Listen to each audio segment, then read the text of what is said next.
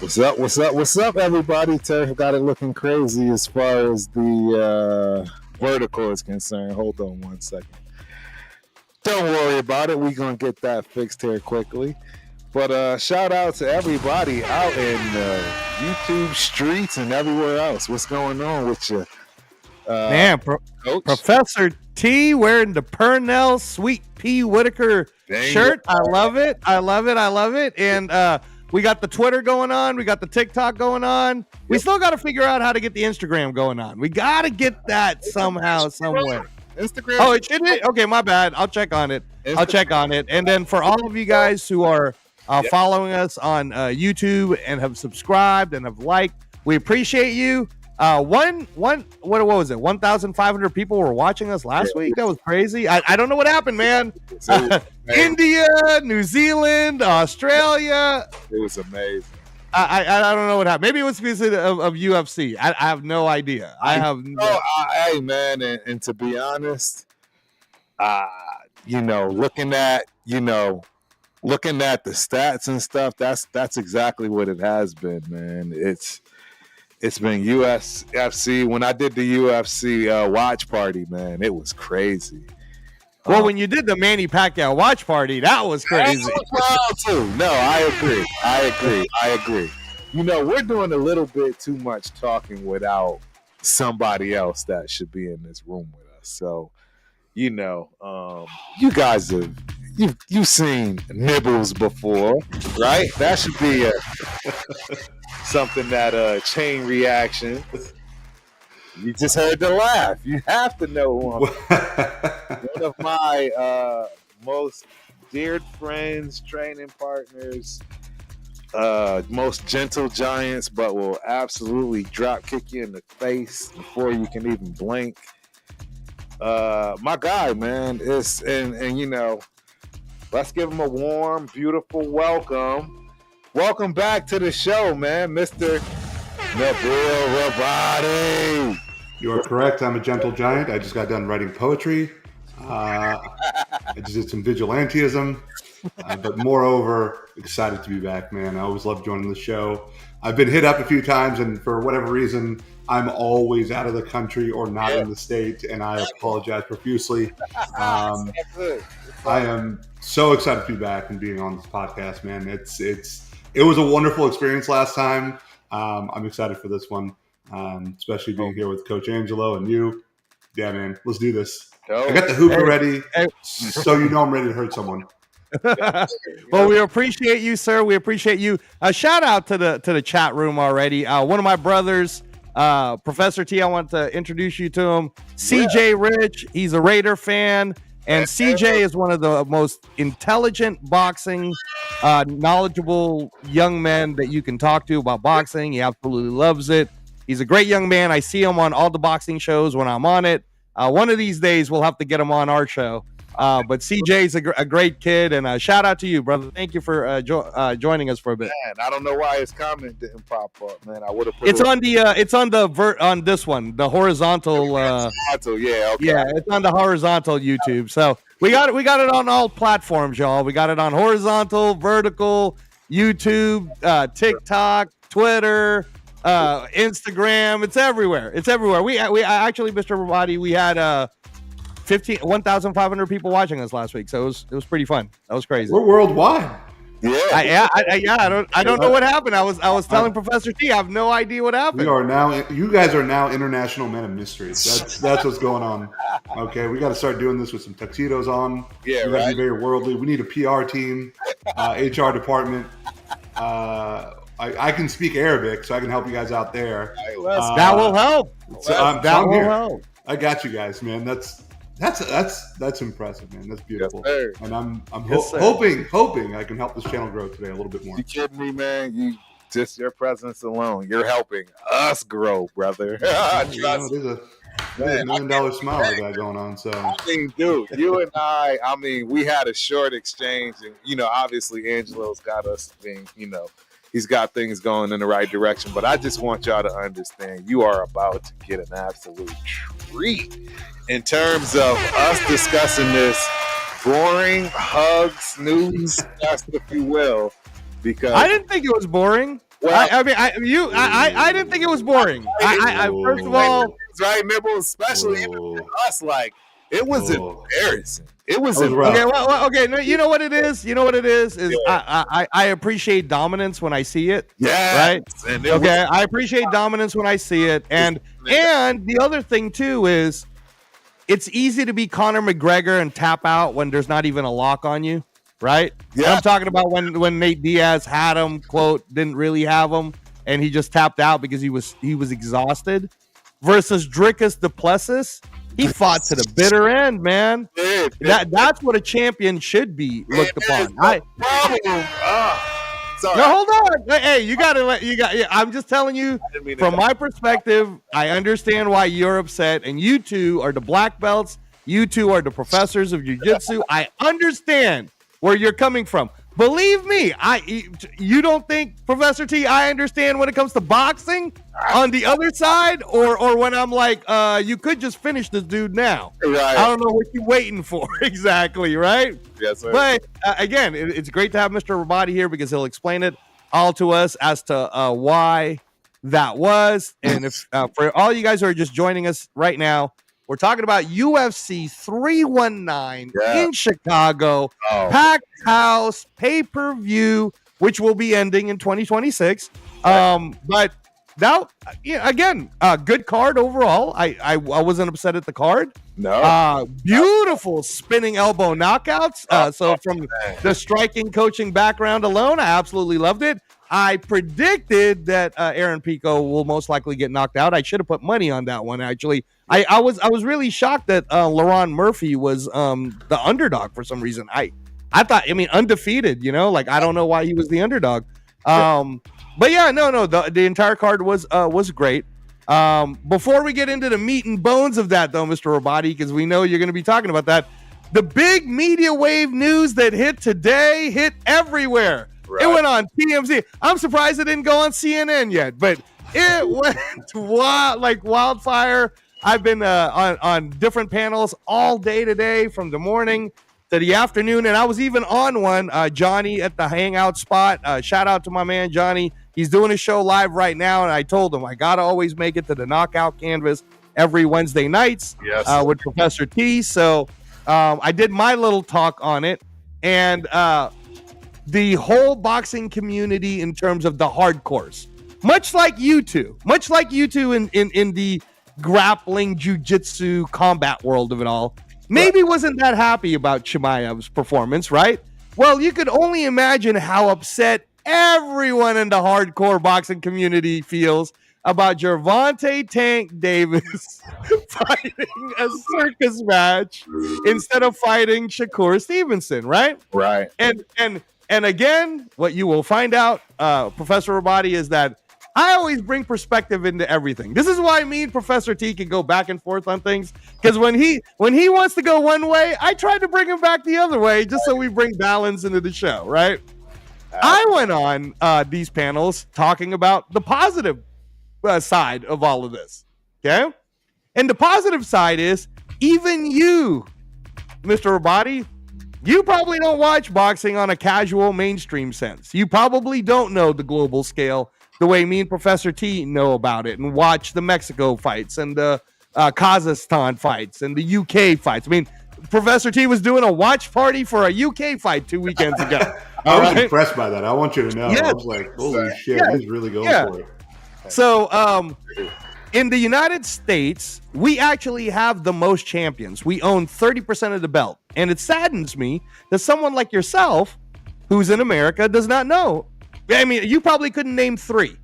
And it's sad because we have 21. We have 21 born and raised United States of America. I got one. I got Usyk. He's Colorado, right? I said Colorado. You know what's even worse? Mr. Rawadi? In the current Ring Magazine pound for pound list, where there's 10, right, we have 4. The United States of America has 4 of the best pound for pound fighters in the world. And here's the one that's really going to blow your mind. And I know you're going to love this one, Turf. right? One of them is from Texas. He's actually from Texas. Jerry Jones and the Cowboys actually watched his last fight last month yeah. at the Ford Center. And in all honesty, Professor Rabadi, did anyone in Texas for regular media news talk about that amazing event? No. Exactly. And that's really been the problem with boxing in the U.S. It's not that we don't have the best fighters. It's not that we're not worth it. It's because outside of the U.S., and me and Professor T always talk about this, boxing is even more popular than NFL. Like how NFL is popular here, boxing is top 3 in the world. They fill out 90,000 seats in stadiums. When they do weekend club shows, it's an easy 10,000 every time. People talk about it on regular news. It's on regular talk shows. Yep. American boxers that go to the UK get treated like pop stars. Then Deontay Wilder will walk down your nearest Starbucks and you'll think he's a football player because you have no idea who he is. Right? I'll also kind of be terrified of him a little bit. a little bit. Slightly. So I say that to say again that the reason why the positive part of this is boxing is hot right now. Everybody's talking about boxing. Everybody's talking about Canelo Crawford. Everybody's talking about the fact that it's free. They just announced the undercards. The undercards are all free on YouTube. Yes. So now you don't even have to have a Netflix subscription to see the first 6 fights, which will all be amazing, right? Then you have the Netflix for $7 or $8, whatever. That's free. And then you drop this news with Jake Paul versus Gervonta Davis on Netflix on November 15th in Atlanta for free. Yeah. For free again. Free. The pay-per-view model is gone. They're starting to bring it all back, right? So like the fight, hate the fight, think it's a circus. The one thing we know about Jake Paul fights is just like when he fought Jake Paul and or just like when he fought Mike Tyson last year in your home state of Texas at AT&T, the undercards were amazing. Real boxers fighting real championship fights. Yeah. The undercards for his last fight when he fought Cesar Chavez Jr. in Anaheim was amazing. Real fighters, real title fights were put together. And the same one will happen for Jake Paul versus Gervonta Davis. The undercards will be amazing. It'll all be free. All it does is bring more eyes to American boxing, and I love every second of the promotion of it. So, yeah. But as a casual, Mr. Rabadi, what do you think of Jake Paul anyways? And what do you think of Jake Paul versus a 5'5", 135-pound man? Riveting. So I will first, and I'm going to apologize. I'm going to clarify my background for those that are watching, and just so they don't think I'm just speaking out of my ass when I talk about certain things. Right. There are 2 Rabadi brothers. Yes. I am the one that doesn't do jiu-jitsu. I'm the one that does Muay Thai. Right. Have been doing it for almost 20 years. I'm probably my last belt was a blue belt, but honestly, I'm somewhere around like a purple belt, really. I understand jiu-jitsu pretty well enough. Are you kidding me, dude? Stop. I'm being honest. Get out of here. I've had 2 amateur Muay Thai fights. I now coach our sparring class at Team Rabadi for guys who want to compete or just want to use it for practical effect. Nevertheless, I am the sparring coach as well as assistant coach on Tuesday, Thursdays for Muay Thai. Bingo. Cool. What do I think? The truth is, I'm in love with the fact that, Terrence, you are showing UK boxing fights. You are streaming it. You are touting it. Boxing is making a comeback. And the truth, it's very easy to shit on the Paul brothers. I mean, they are kind of annoying people. It's, yeah, like whatever. But really, the big thing is they're bringing notoriety to hardworking fighters. They are. Not enough fighters, whether it's MMA, whether it's jiu-jitsu, whether it is boxing, are getting paid what they're worth. And by the time it's all said and done, you would have banged up your body and in pain in your 40s, and you didn't get paid nearly enough what you deserve. Nothing. A show like this is getting more notoriety to undercard fighters, is getting more notoriety to boxing where it really does deserve. and I genuinely appreciate the push that they are making. 2 major boxing fights, doesn't matter who's on there, it is major when all eyes are on it. Being streamed for free on Netflix is a wonderful thing for the casual fan. And in my opinion, I do think Jake Paul is getting better as a boxer. Right. Let's keep it a bean. Like, I'm just going to be now he fought a lot of tomato cans and just people that were over the hill, but you know what? That's boxing, actually, in a nutshell. People who have their 30-0 records or 40-0 records, they just beat nobodies a lot. It's not like the UFC or an MMA where you are thrown to the wolves. Correct. Like Akai Asakura, who we all saw on Saturday. There's a lot of talent, but somebody that was experienced got submitted. And now he wants to go back to Japan. And he's an easy tap, right? Wasn't he an easy tap? Easy tap. A complete fish out of water. And so those are my thoughts towards the landscape of boxing today, and I genuinely only hope it grows. More and more athletes are veering the way towards basketball, football, baseball, etc. We don't have enough, honestly, in my opinion. Not that I've seen American heavyweights as far as boxing is concerned. I think the last one is, oh my God, you just said his name, and I blanked. Going to Starbucks. Deontay Wilder. Deontay Wilder. Wilder. And I honestly can't think of another one. And the truth is, I think American heavyweights are something to be, God, I lost the word, but it would be nice to have him back to prominence. I would say admired for one. Admired, there we go. Man, what I would give to actually have a real true heavyweight back in the game, it would be beneficial for the sport. Yeah, no, and I think Professor T, we were watching it together when Turki Al-Sheikh, who's been funding WWE, he's been funding UFC, he's been funding boxing, right? He just loves combat sports in general. True. But he was on a live mainstream media when he was on a mic and he said, I think boxing's better when you have a black American heavyweight, right? and I mean, he said it, right? He's saying it.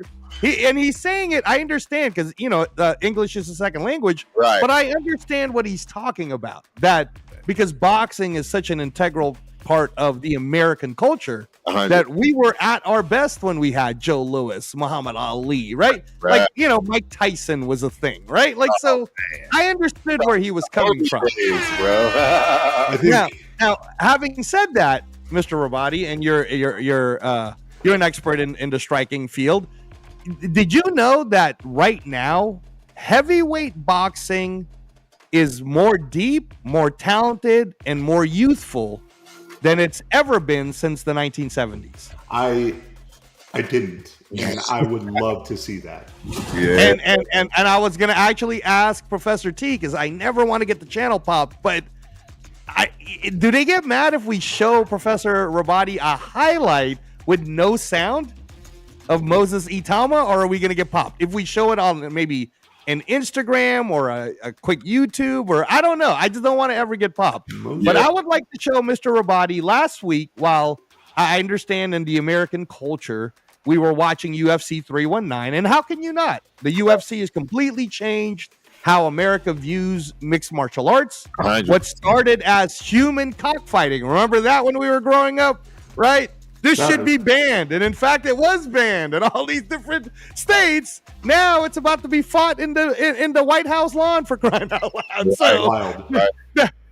Which I always say, Dana White is the greatest American promoter I've ever seen. Because how did you take a sport that people were literally from, Phil Donahue to Jesse Raphael to all those daytime talk show hosts talking about it being human cockfighting to now becoming free, regular weekend. You just got $7.7 billion. $7.7 billion, right? Like, come on, man. And he did it. Like, if we even conservatively say that he did it from 1995 to 2025, that's only 30 years. It only took him 30 years to make it into a thing.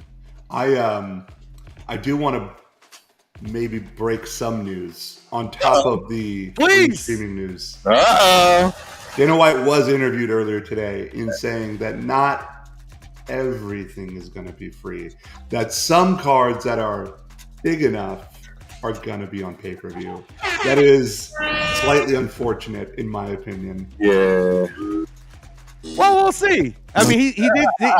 From what I understand, the CBS deal is 43 events. Period. Right? It's 43 events. And I think when he's saying big enough, he's probably just giving a little warning to the White House one. Let's say the White House card. Exactly. Yeah. I think he referenced possibly 4 shows is what he said. Yeah. And you know what, man? That's a hell of a lot better than every weekend almost. It was like $1,200 last year. Right. For I think it was something like us. $1,500. If you paid for every UFC, it's $1,500. Yeah. So, hey, you know what? You want to do 4 of them? I'm all for it, man. Whatever. And I would pray that they are that big. I mean, I can imagine everybody wants to be on that White House card.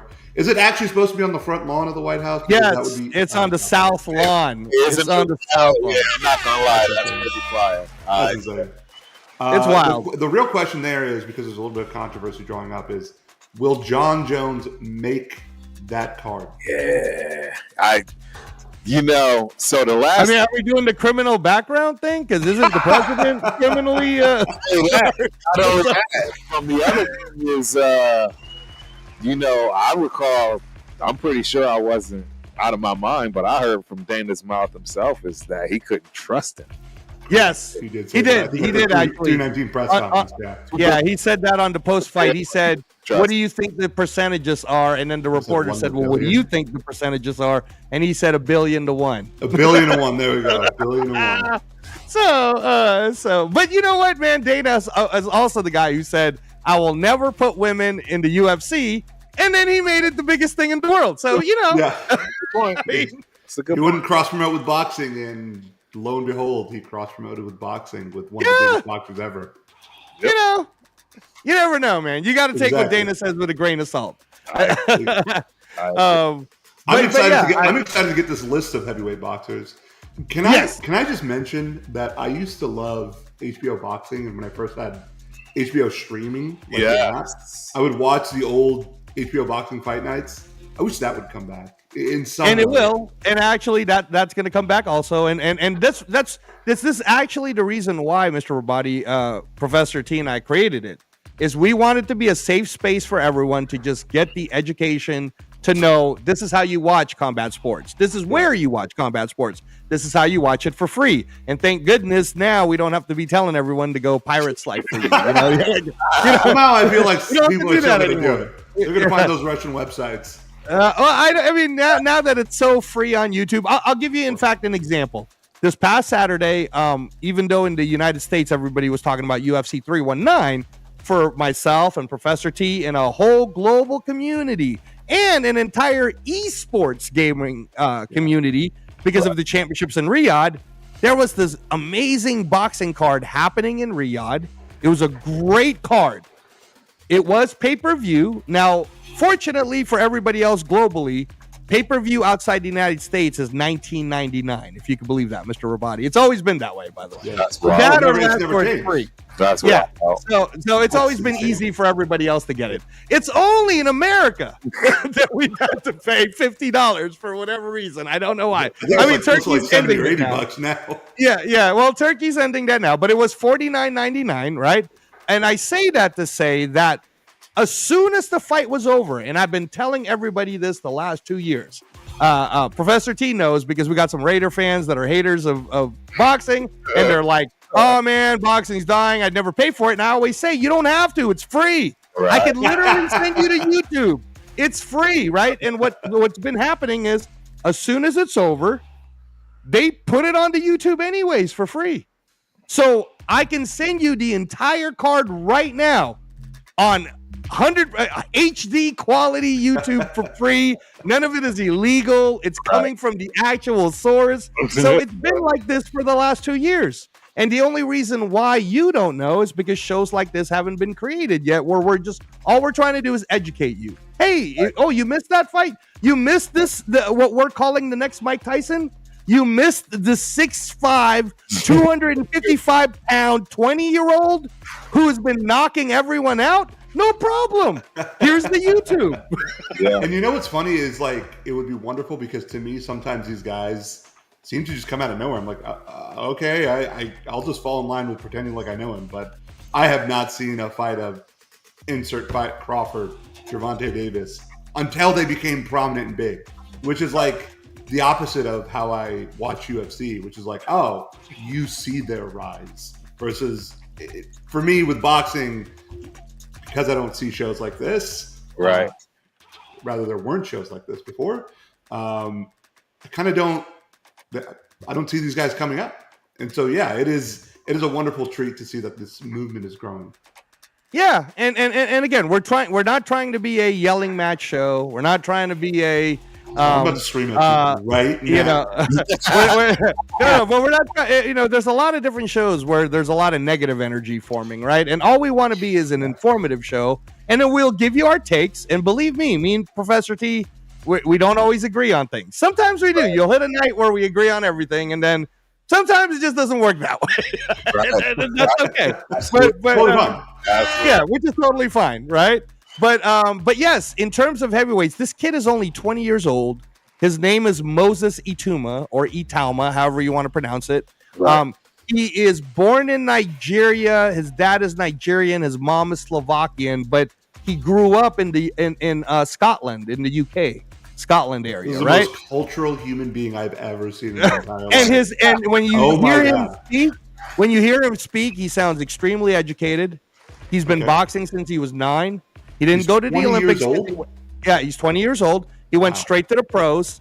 This kid right now is it 14 wins and 13 knockouts? I believe it's 14 wins, 13 knockouts. And the last guy he just beat was someone who was a former world champion who was ranked and had just come off of a 3-fight win streak. And he sparked this guy. Like, it wasn't even close. It is literally like watching Mike Tyson, but in a different body. A 6'5", 255-pound body. Yeah. So, Professor T, what do you think? Can we show it, or are we going to get busted? Sam? I'm looking at it right now. Okay, all right. Are you? Okay. Yeah. Let me do what I should have done probably at least a good 10, 15 minutes ago anyways. And that shout out everybody in the building, man. Shout out to Reese Rock, man. Appreciate you for coming through. Hope you enjoy the show. And in fact, Reese Rock had to say, Turf, my checkmate coach is Ricardo Feliciano. Pancho. Shout out to Feliciano and Pancho, man. I'm assuming that is Cali, right? I mean, we are out there in Cali every once in a while. It's quite a few gyms we frequent as far as Team Rabadi, etc. And all of our affiliates and family. So let me know where that's at, Reese. I have not trained in a while, but I am going to get back into it ASAP. I'm finally starting to get that freedom back, right? Season starting. I'm not going to all the Raider games this year. I'm going to a few, obviously, but I'm not going to all of them. So hopefully I can get myself back on track, man. But put that out here because I definitely would love to come through if I'm ever in your area, man, for sure. We got Captain Rafa in the building. What's up, fellas? Rafa in the building. That is correct, man. We got Sam Tonka in the building, man. Itama got that quick counter left hook. He's obviously talking about who you were just referring to. I just watched it, and I definitely love this dude's style. It's crazy, right? 100%. Super athetic. 6'5", 255, and he's only 20 years old, which means he can still get bigger. I don't know how bigger, but he doesn't look like it, and I mean that in the best way possible. Right? He moves like somebody that's about 45 pounds lighter. I love the high guard, love leading behind the jab, sparking combos when you're close. A lot of the stuff that I try to teach guys in my classes, he's doing it really well. And that was a treat to just watch. Great balance, 100%. Great balance, great footwork, fluid, uses his hips correctly. The kid's throwing in combinations. He's not trying to kill you with every punch. He's trying to place every punch. And this is only his 14th fight, Mr. Rabadi. Okay. I mean, people forget that Mike Tyson fought 28 times in a year and 9 months before he got his first world title fight. Right. This kid right now just finished his 14th fight. He's already number 1 ranked in the WBO, the WBA, the IBF, and they're already talking about him fighting Alexander Usyk, who's pound for pound number 1 in the world. Wow. I would let this kid cook before I do that. That's just my personal opinion. No, it's good. This is the discussion. This has been the discussion. So, as a striker yourself, tell us why, in your opinion, you would let the kid cook a little bit more before he takes on Usyk. Everybody can see the talent, right? You literally only have to watch 2 minutes of real boxing to see the talent. Experience is an untangible yet necessary thing that I can't explain to you why you need it so badly, but you need it so badly. And there's something about the different types of bullets flying at you that you just have to see to get used to. And understanding the nature of the game. That's why every rookie quarterback that plays football really doesn't have a 3,000-yard, 25 touchdown and 7 interception season, but rather they have a 1,500-yard. They went 7-11 that year and probably got hurt. Is because the game in front of them, they see everything. And seeing everything, when you're in a ring and there's people watching you, there's a different level of energy in there. It's palpable, you feel it, but also to just be able to shut everything out and to just know is a different thing in there. And it's definitely different when someone's trying to hit you. That is the most valuable thing to have is experience, because you just have to see the field. So that's where my opinion goes. Now, what do you think, Professor T? Where do you stand in Moses Ituma's career? I mean, I'm on both sides of the fence, to be honest, and that might sound like a cop-out. I'll prove myself. No. I understand. Go ahead. Because, I'm with Nibbles in terms of letting him cook, letting him, progress naturally is what I would say. And that's where I think that both sides of the fence, I'm going to play, because the honest truth is naturally he's just going to progress faster, right? Because of that skill. I'll add a couple of things, and I'll say that he's never gone more than 6 rounds. Yeah, that's no, he's actually gone the distance, but it did go 6 rounds when he went the distance. That was the distance? Okay. So he went the distance twice, so he's 13 wins, 11 knockouts. He went the distance twice on 6-rounders, but yes, you're absolutely right. He usually sparks them all. And not half of the people on his record have an IMDb page. That goes to show you the quality. Now that's where you would be incorrect. Actually, that's one of the reasons why Professor T is saying he could go on the other side. The guy that he just beat is Dillian White, and if you are familiar with boxing during the time that Anthony Joshua was coming up, Dillian White has only really lost to 2 world champions. Right. He lost to Tyson Fury, and he lost to Anthony Joshua. The only other loss he had was when he was the world champion. He lost the belt to Alexander Povetkin, and then he rematched Alexander Povetkin, who was a good champion, and he knocked him out. So this is a real guy. This was a real challenge, right? This would be like the equivalent of Trevor Berbick when Mike Tyson fought Trevor Berbick. The difference, though, is it was the 29th fight when Mike Tyson fought Trevor Berbick. This is only this kid's 13th fight, and he already fought his version of Trevor Berbick. That's what I'm saying. Prior to that, he'd fought ranked heavyweights, and on his 10th fight, he beat a former champion also. So they're not exactly giving this kid some soft touches. They're not. But those are the only. How many of those 13 wins? Besides Dillian White, is Mike Bulgun a quality opponent? Was he? For other than the fact that he was older, but as an American heavyweight, I would say he was pretty good. I mean, pretty decent. Like not world championship level, but definitely not less than top 25.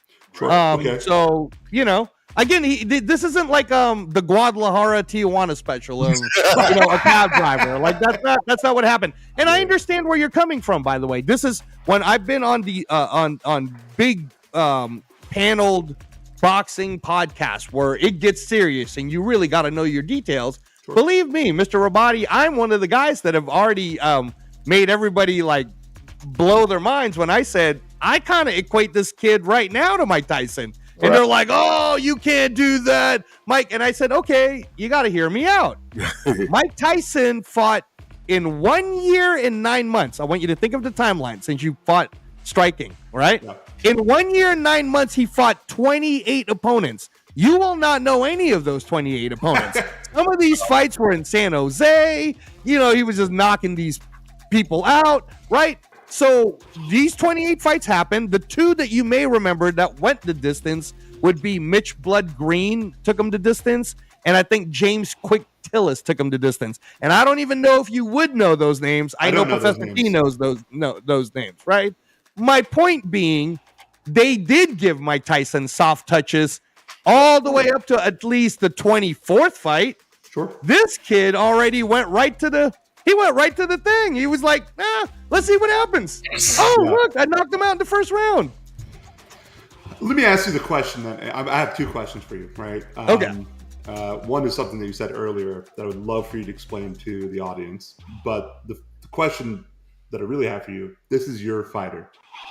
Are you really going to ask yourself why not? Let's just do it. Or are you going to be really meticulous about how you pick these guys, how you pick his opponents?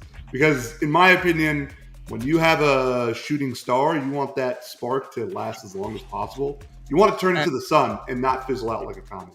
And I 100% agree with you because that is what we have gotten used to, especially when it comes to American boxing, right? Sure. American boxing in general, because it used to be funded a different way.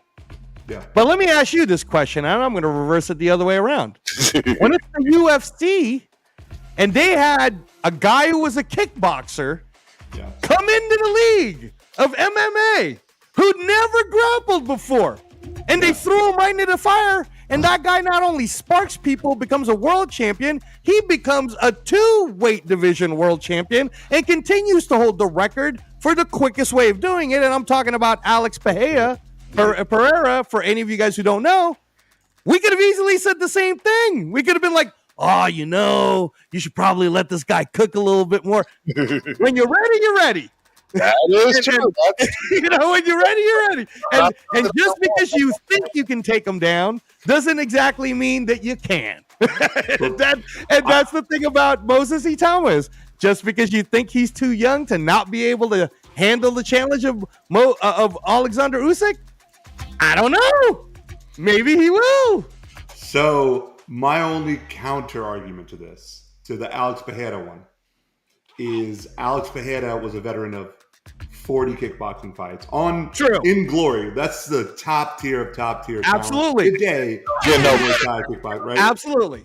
And then he did have a few fights. I agree with you. And I love this. I love having Mr. Rabadi here because, see, this is fun. I'm having a great time. So, Mr. Rabadi, let me ask you in reverse. Okay. Number one, you know for a fact that boxing is one of the most complicated sports to 100%. Learn. Okay. So, if a kid's been doing it since he was 9 and he's been doing it for 11 years, and part of his training was already sparring world champions in his teenage years, world champions who will speak to his ability and say, Joseph Parker, Tyson Fury, all these guys say, this is the real deal.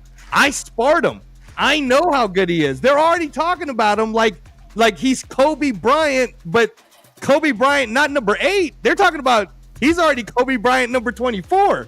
Right? Like they're saying he's the real deal. That's my first one. And my second one is you're absolutely right about Pereira. You're absolutely right. Except what was the whole thing about how do we know he's going to do well when he gets taken down? And yet, did he ever really get taken down? You know why? Really. Because your striking is so dominant, it doesn't matter. Okay? And most of Ituma's striking is so dominant, it doesn't seem to matter right now. I think it doesn't seem to matter. I think the middle ground that I'm trying to find in something like this isn't that he waits until he's 31, right? He's 20. 20 is still a child. I remember my 20s. I was an idiot. Okay, as talented as I might have been already at Muay Thai, at jiu-jitsu, I couldn't find my head from my ass. Now, granted, this dude is not me. He has been training since he was 9. But to equate it back to football, how many quarterbacks have been training since they were children, done Pop Warner, done Selectly, done this and that, had personal trainers, got to the big stage after being drafted, and just kind of fizzled out, right? Well, maybe there's a lot of factors to that, a lot more factors to that than there is in boxing.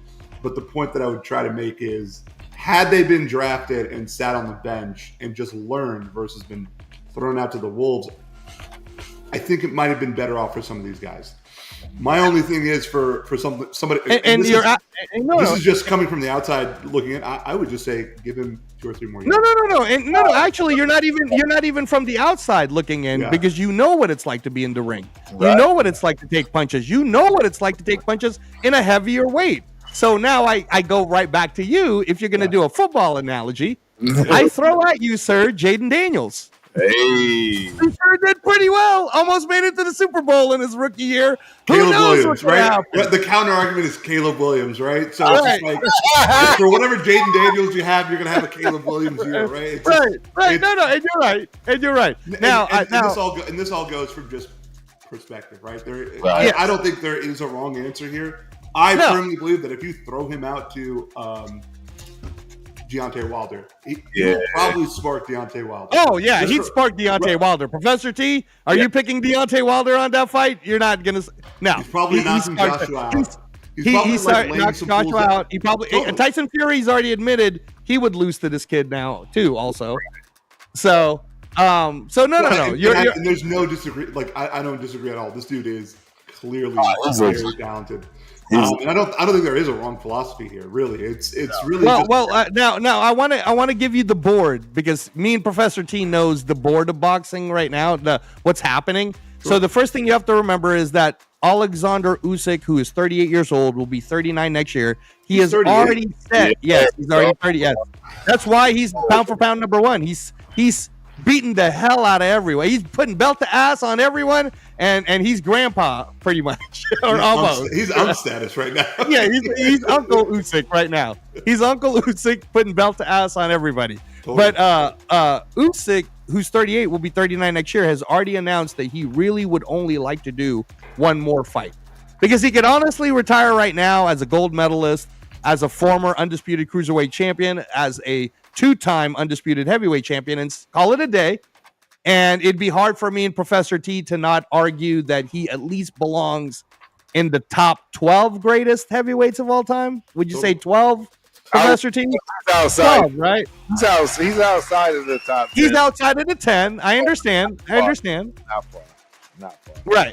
Right. So with that said, you're running out of time for greatness. That's number 1, to have a chance. Okay, and you only get that.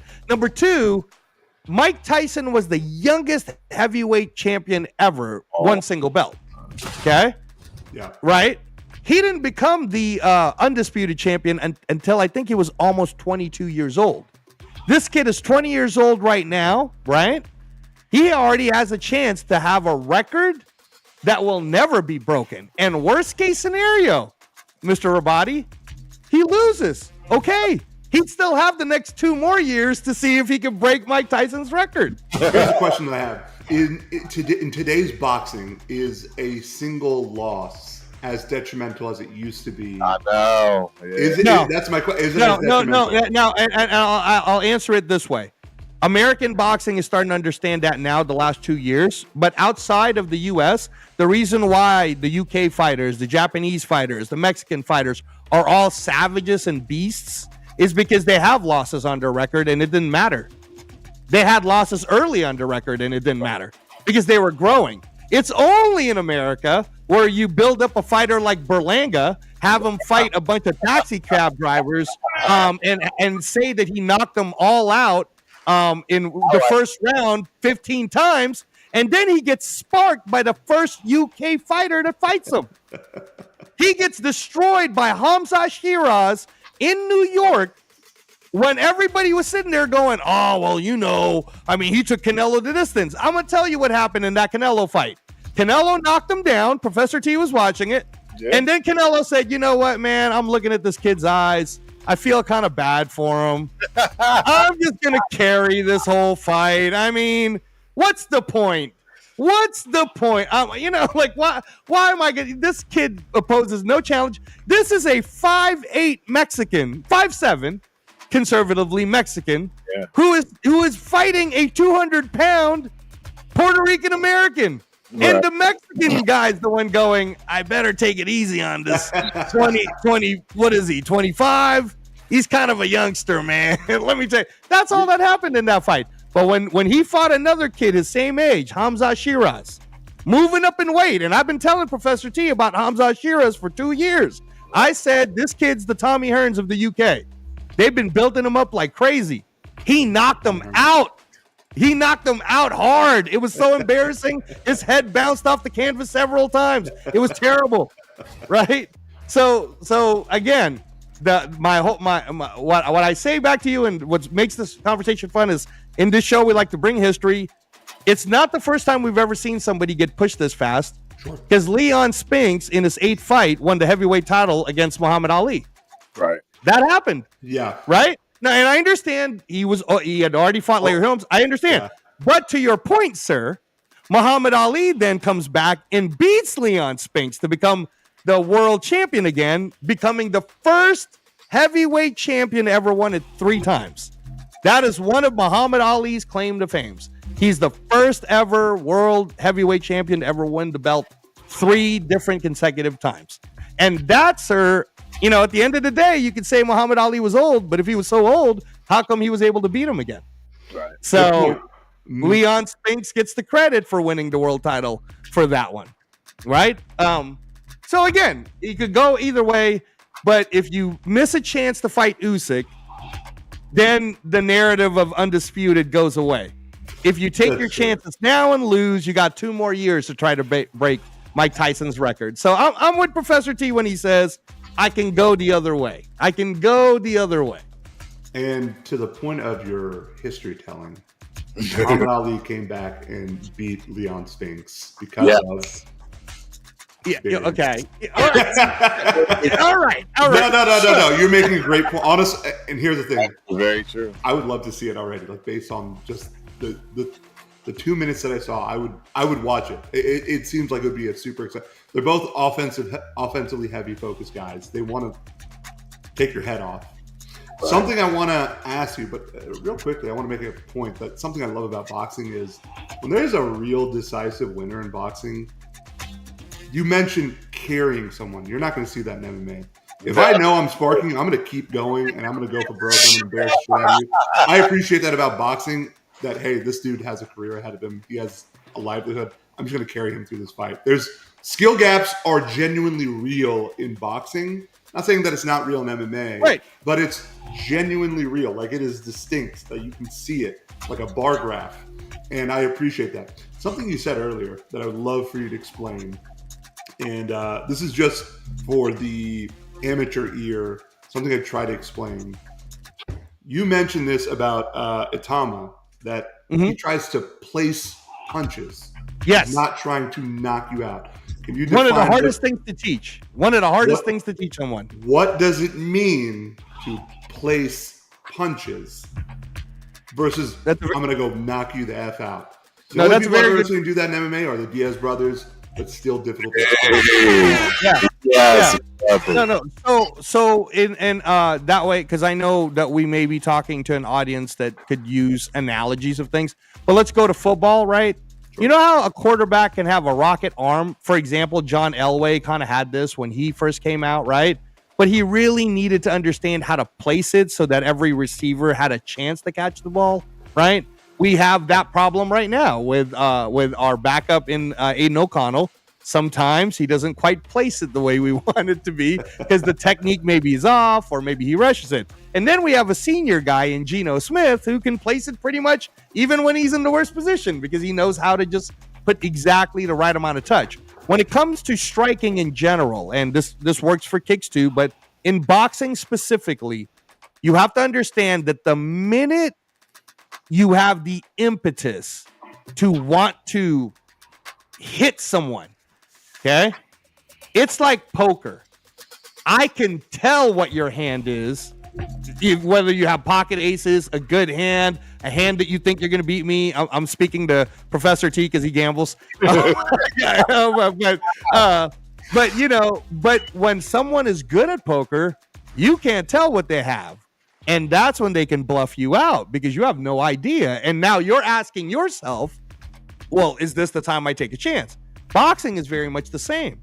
Because in boxing, if you already have the athleticism and you already have the weight and you already understand that you don't have to, I guess when we used to, when I was coaching people, I would tell them, there's this word that you'll always hear coaches who are more on the amateur level because they don't understand how to communicate it correctly, where they'll say, hey, I need you to hit that bag harder.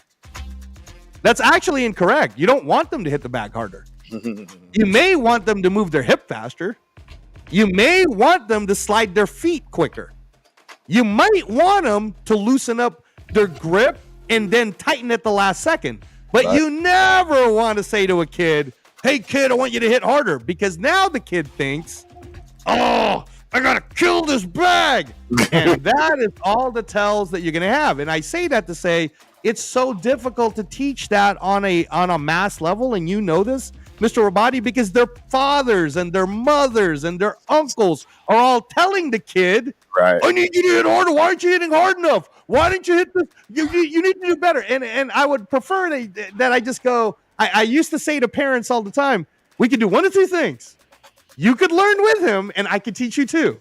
And now we're all going to speak the same language. Or I need you to not be in the room when I'm trying to teach you so that I can actually get him to understand on a scientific level what I'd like for him to develop, right? And if you can get these kids to develop young enough, what you end up having in your hands are Floyd Mayweather, Shakur Stevenson, Vasily Lomachenko, like kids who just go, I never even thought you were supposed to hit hard. I always kind of thought you're supposed to just find your targets and then throw your hands there as fast as you can. Like, what is this whole hitting hard thing? What is this an American thing? What's going on?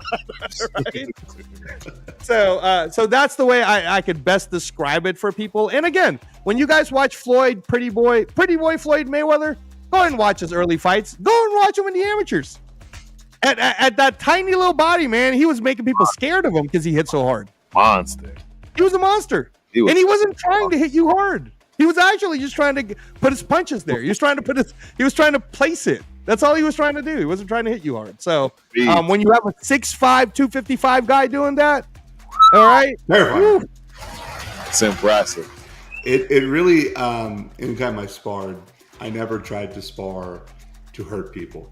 But it only took the gorilla showing his teeth once to really get you out of rhythm. And that's genuinely sometimes all it takes for you to find your rhythm and take them out of their rhythm. And I love that explanation. Thank you for explaining that. Yes. Oh, of course. No, it was a Professor T knows prior to the transplant. This was daily routine for me.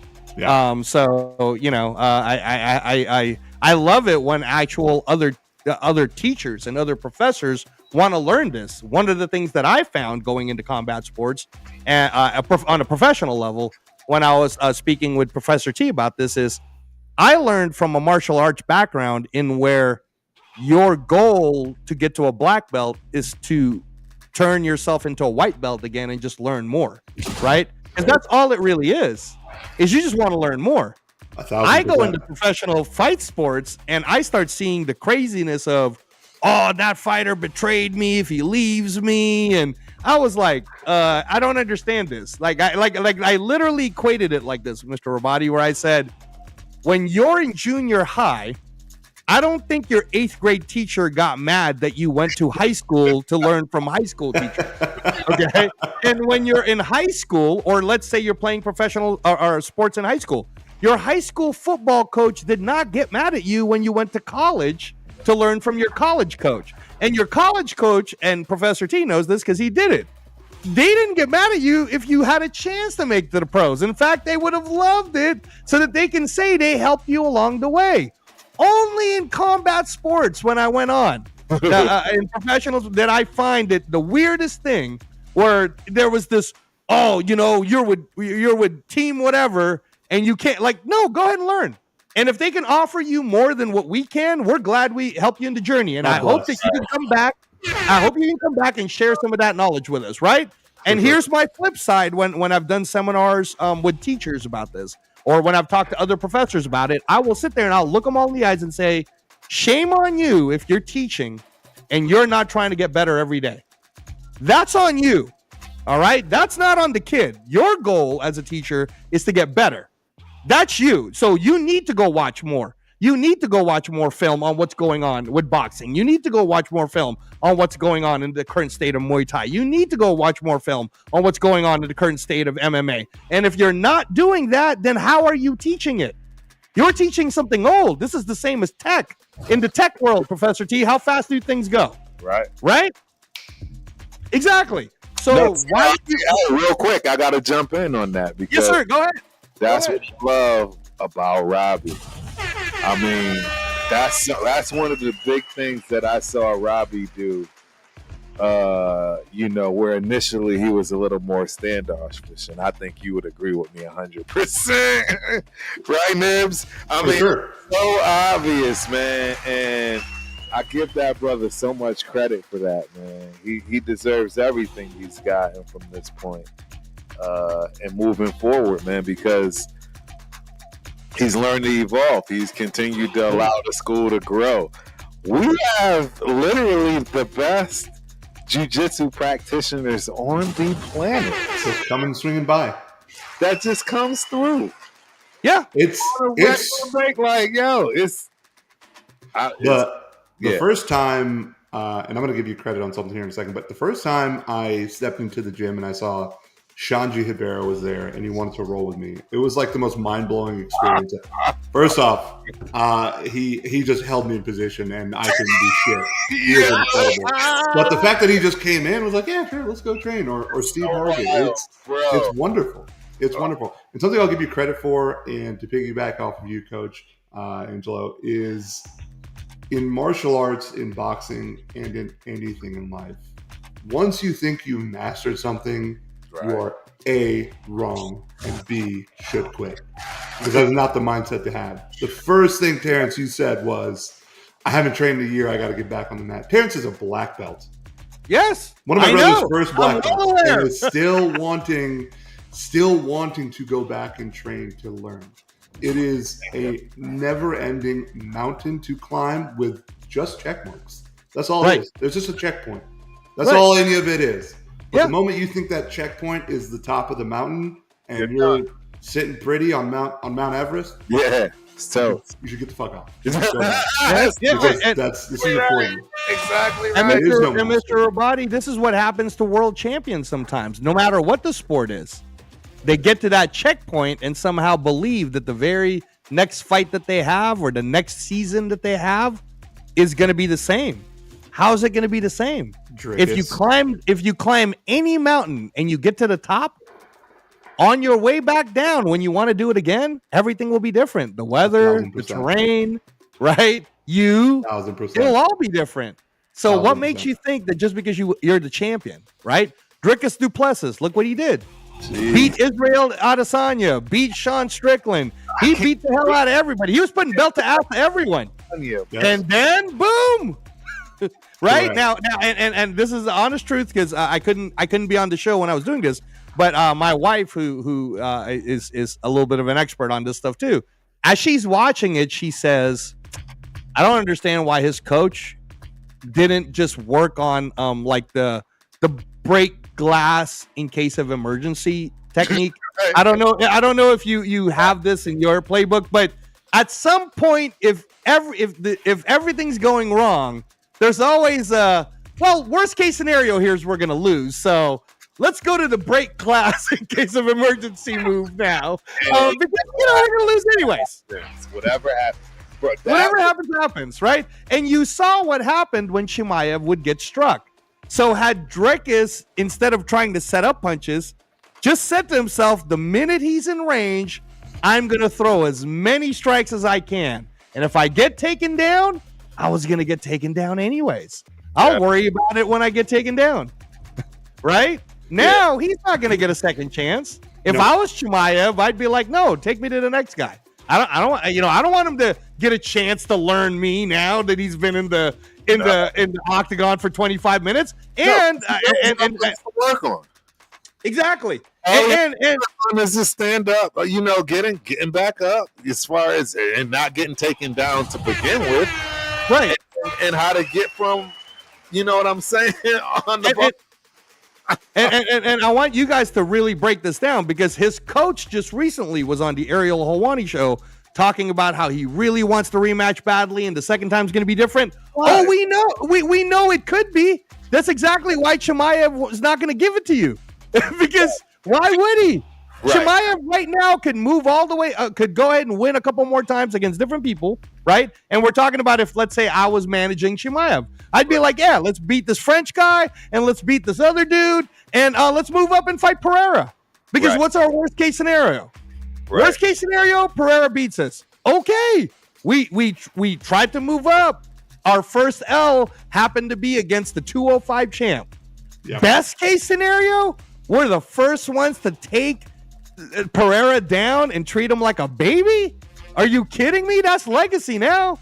Now everybody's going to say, is Chimaev better than Khabib? Because Khabib never did this. He never went up 2 weight classes. Well, Khabib's talent, I don't know. Maybe this, because I've kind of, right? We all know Turf has had to venture off into the gymnastics world and the track world. So I've left the UFC and grappling, and it's been a while. But this Plessis kid, that was embarrassing to me. Like, he literally had no idea how to get out of some of the most basic ground techniques that you teach. Like in your first 6 months to a year in jiu-jitsu, like you don't even get out of the room. Nibbles knows what I'm talking about. You don't get out of the room until you can figure this out. You discredit yourself too much. You may have left it, but it doesn't leave you. So let's start from there, brother. All right. So you still know what you're talking about. Right. That being said, in my opinion, the disappointment's on both parties. Yes. Yes. And I'll explain to you here in a second. And based on his corner, based on Hamzat's corner, they were just telling him to take him down and hold position. Now, in my opinion, he had, and I'm looking at it right now, 529 total strikes out of 567. Okay? 37 was significant strikes. Right. Which tells me this, that you were not trying to finish this fight. At all. You were not trying to do anything to make sure this fight. And I'm sorry, I agree with Luke Thomas in the sense of this is on Hamzat a little bit because you were doing nothing to try to finish it. You never threatened with a submission. You never threatened with any real significant punches. Crucifix, the difference between that crucifix and Matt Hughes' crucifix 15 years ago against BJ Penn is that Matt Hughes was blasting BJ Penn's face. Banging his head. All right? He was bouncing his head like a basketball. Yeah. Hamzat wasn't. And to me, that is a clear issue. People have a problem with the fact that the referee stood them up, but the truth is, it's clear in black and white in the rule book that you could be in as dominant of a position as possible. You could have full mount. Yep. But if you're not advancing to win the fight, correct, you are going to get stood up because you cannot stall. It is an offensive sport at the end of the day. And all Hamzat was doing was chest to chest, knees on the ground. And I'm sorry, you can't do anything. Rabbit punches. Dude, go ahead, finish. No. And I'm sorry, but there is no punch in the world that is going to be significant when you are chest to chest with somebody on the ground and your knees are on the ground as well. It just doesn't happen. Correct. And he was just accepting the position that he was given. It might have been his game plan. Dude. And what's disappointing to me is Hamzat is so much more talented than this. Slight years. And I don't understand why he didn't showcase that. It doesn't make any sense. The submission attempt that was recorded was for Dricus. Right. It doesn't make sense. The man had less than a minute of control, and to me, that is a problem. I don't agree with people that are praising this fight. I think you are in the wrong to say, well, if you don't like it, you shouldn't watch. And you know what? There's a lot of you that are and by the way, that's your right, because someone like you, Professor T, you've been on that mat and with some of the very best too. And actually, you were on that mat with some kids who just won the UFC Jiu-Jitsu BJJ belt, right? Out to the Tackets. the Tackets, right? So, Monsters. but yeah, in your opinion, Professor T, in your opinion, when you were watching it, right? If you were just coaching DDP, what were you going to say to him? What were you going to say? Oh my God, I would have lost my mind first and foremost. Just in terms of him not having any idea of how to get out. The Nibs will know what I'm talking about. This man, the whole fight, would get put, you know what I'm saying, on bottom, and he would play lazy man jiu-jitsu that in an open guard too. Crossing your leg over your knee, just inviting somebody to mount you, and again, I felt like that was all he practiced. And Chimaev knew it. He's like, I'm not mounting you. All you know is trap and roll. That's the only thing you learned all camp. Yes. Like, the only way you can reverse this is by me going to mount. Do the opposite. The fundamental problem with that question is there is nothing you could have said to him because he doesn't have the requisite skill set. No. It's like telling a boxer to set up his cross when he has no clue how to throw a jab. He's never even never. And that is the fundamental issue with the question you just asked. Yes. I've never seen anybody at that level so lost in the game of transitioning because so when you watch Khamzat, his toughest two fights were against Gilbert Burns and Kamaru Usman, two guys that relatively to his size, yes, but smaller than him. But they understood the game of transitioning very well. And Dricus does not. He had no idea where he was. No. He went for a gator roll at one point in time, which I would have lost my mind as his coach. I would have just lost it. And I try not to be the kind of coach that like raises his voice or gets amped. But that would have gotten me. It would have been impossible. I would have exploded. I would have genuinely exploded in that corner. You would have lost your mind. I would have lost my mind. And I am of the philosophy, and right or wrong, it's just my philosophy. But when you train for a fight, when you train for a competition, you train for that competition like you're losing every minute of every round. You should be terrified of your opponent and what they could do to you, how they could embarrass you in front of your family, how you could lose your money, your position. Everything you worked for does go away like this from a loss. It might not be as frowned upon as it used to be back in the day, but it's still frowned upon in the sense of, well, you're just not Superman anymore. You're not this amazing creature. And that's why I think the way he trained was incorrect. He was headstrong for it. He's tough. I do love Dricus, and I thought he had the ability to win this, but I don't think he trained the right way, nor did his coaches corner him properly. They didn't set him up. So there's two parts to this, and one of it's going to be a question, but this is kind of what I've always said when I went into the UFC and into the MMA world, where I found it to be interesting coming from the boxing world and the professional boxing side and the Olympic side of training people, right? Where I felt like not everyone was trying to be complete at their whole game because it was so difficult to do it. So what they would do is they would have parts of their game, which was amazing, and they were okay with other parts of their game that was completely lacking. So it was almost like their offense was their defense, right? Yeah. And this is why I asked this. If you had, if you were in the management of DDP, and you knew you were going to fight Khamzat, which team would you have asked them to go learn from? AKA Jackson Wing. Give me Craig Jones. Yes. Craig Jones, jiu-jitsu, right? It would have been jiu-jitsu and wrestling. Craig Jones unlocked Volkanovski's wrestling in submission defense.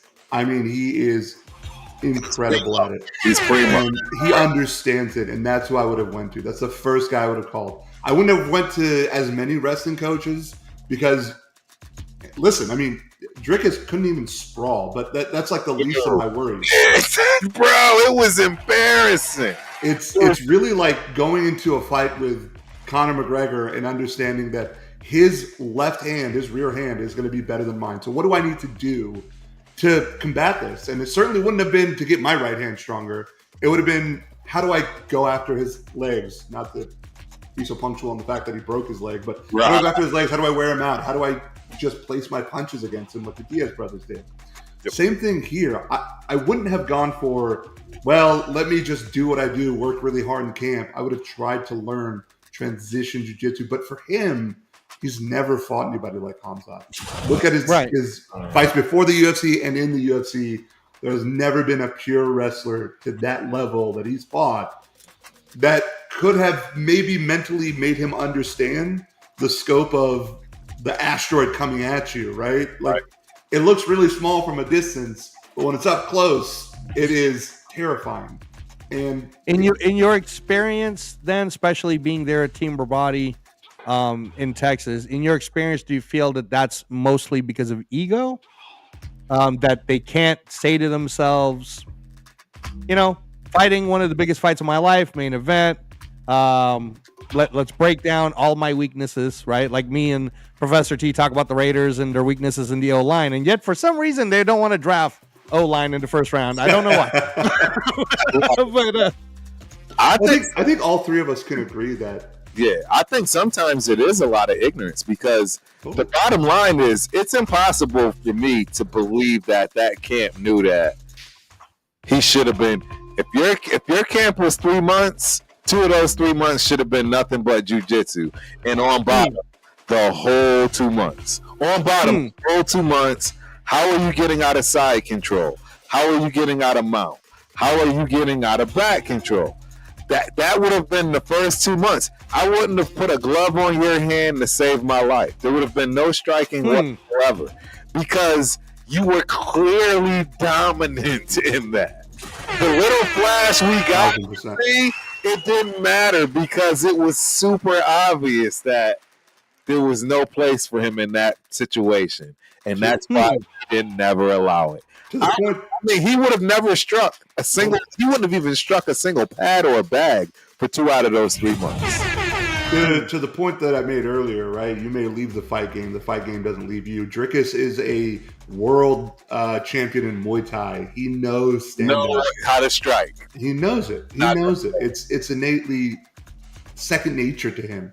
And even for myself, I've not done Muay Thai for a year, and I've come back and it's fine. It's really like riding a bicycle again. Yes, it's superpower. And the truth is, he should have known. And to your question earlier, it is ego. The three of us, we love our martial art. We love the sport that we participate in, but we're not fighters. Right. To be a fighter, you have to be a special type of insecure, crazy, and egotistical. You are the hero in your own story all the time. You are main character syndrome. You are a different level of crazy that really people just don't understand, and it's hard to understand unless you're around it because we just see them on TV presented after the training camp. But the truth is, there is that level of ego to every professional fighter that they won't accept that they're losing. He accepted this fight. He could have said no. Well, let me also add to this that do you believe that it's also coaches' egos? And that's what I was kind of talking about a half hour ago, where if you're a coach and you're not okay with saying to yourself, right, boy, this Hamzat guy, he's a load. And I don't know if I got the tools to teach my guy how to handle this load. So let me call some of my friends up, or let me call some people and make some friends, you know what I mean, on the other side and see if they might know. I think the big problem with some of these coaches, take for example, Sean O'Malley's coach, Connor's coach. Yeah. They so badly don't want to lose those guys. Correct. But do you really lose a fighter? Right? You know what I'm saying? Like, do you really lose them? Because if they're gonna leave, they're gonna leave. Right? Like, right. But when it's your golden ticket, you know, it's hard for fight coaches to want to let that go because you are invested in this person so much financially, unfortunately, that you will tell them what they want to hear and not what they don't want to hear. At some point in time, those roles in a weird way mentally reverse, where the coach is now placating to the fighter when it should never be the other way around. If Cus D'Amato was still alive, I guarantee you Tyson would not have flipped the way he flipped in so many of those fights, right? If Cus was still alive.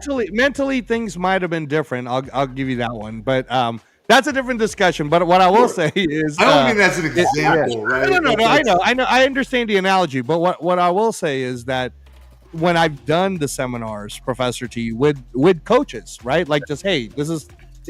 I spend less time explaining technique and more about the philosophy of how you need to be as a coach.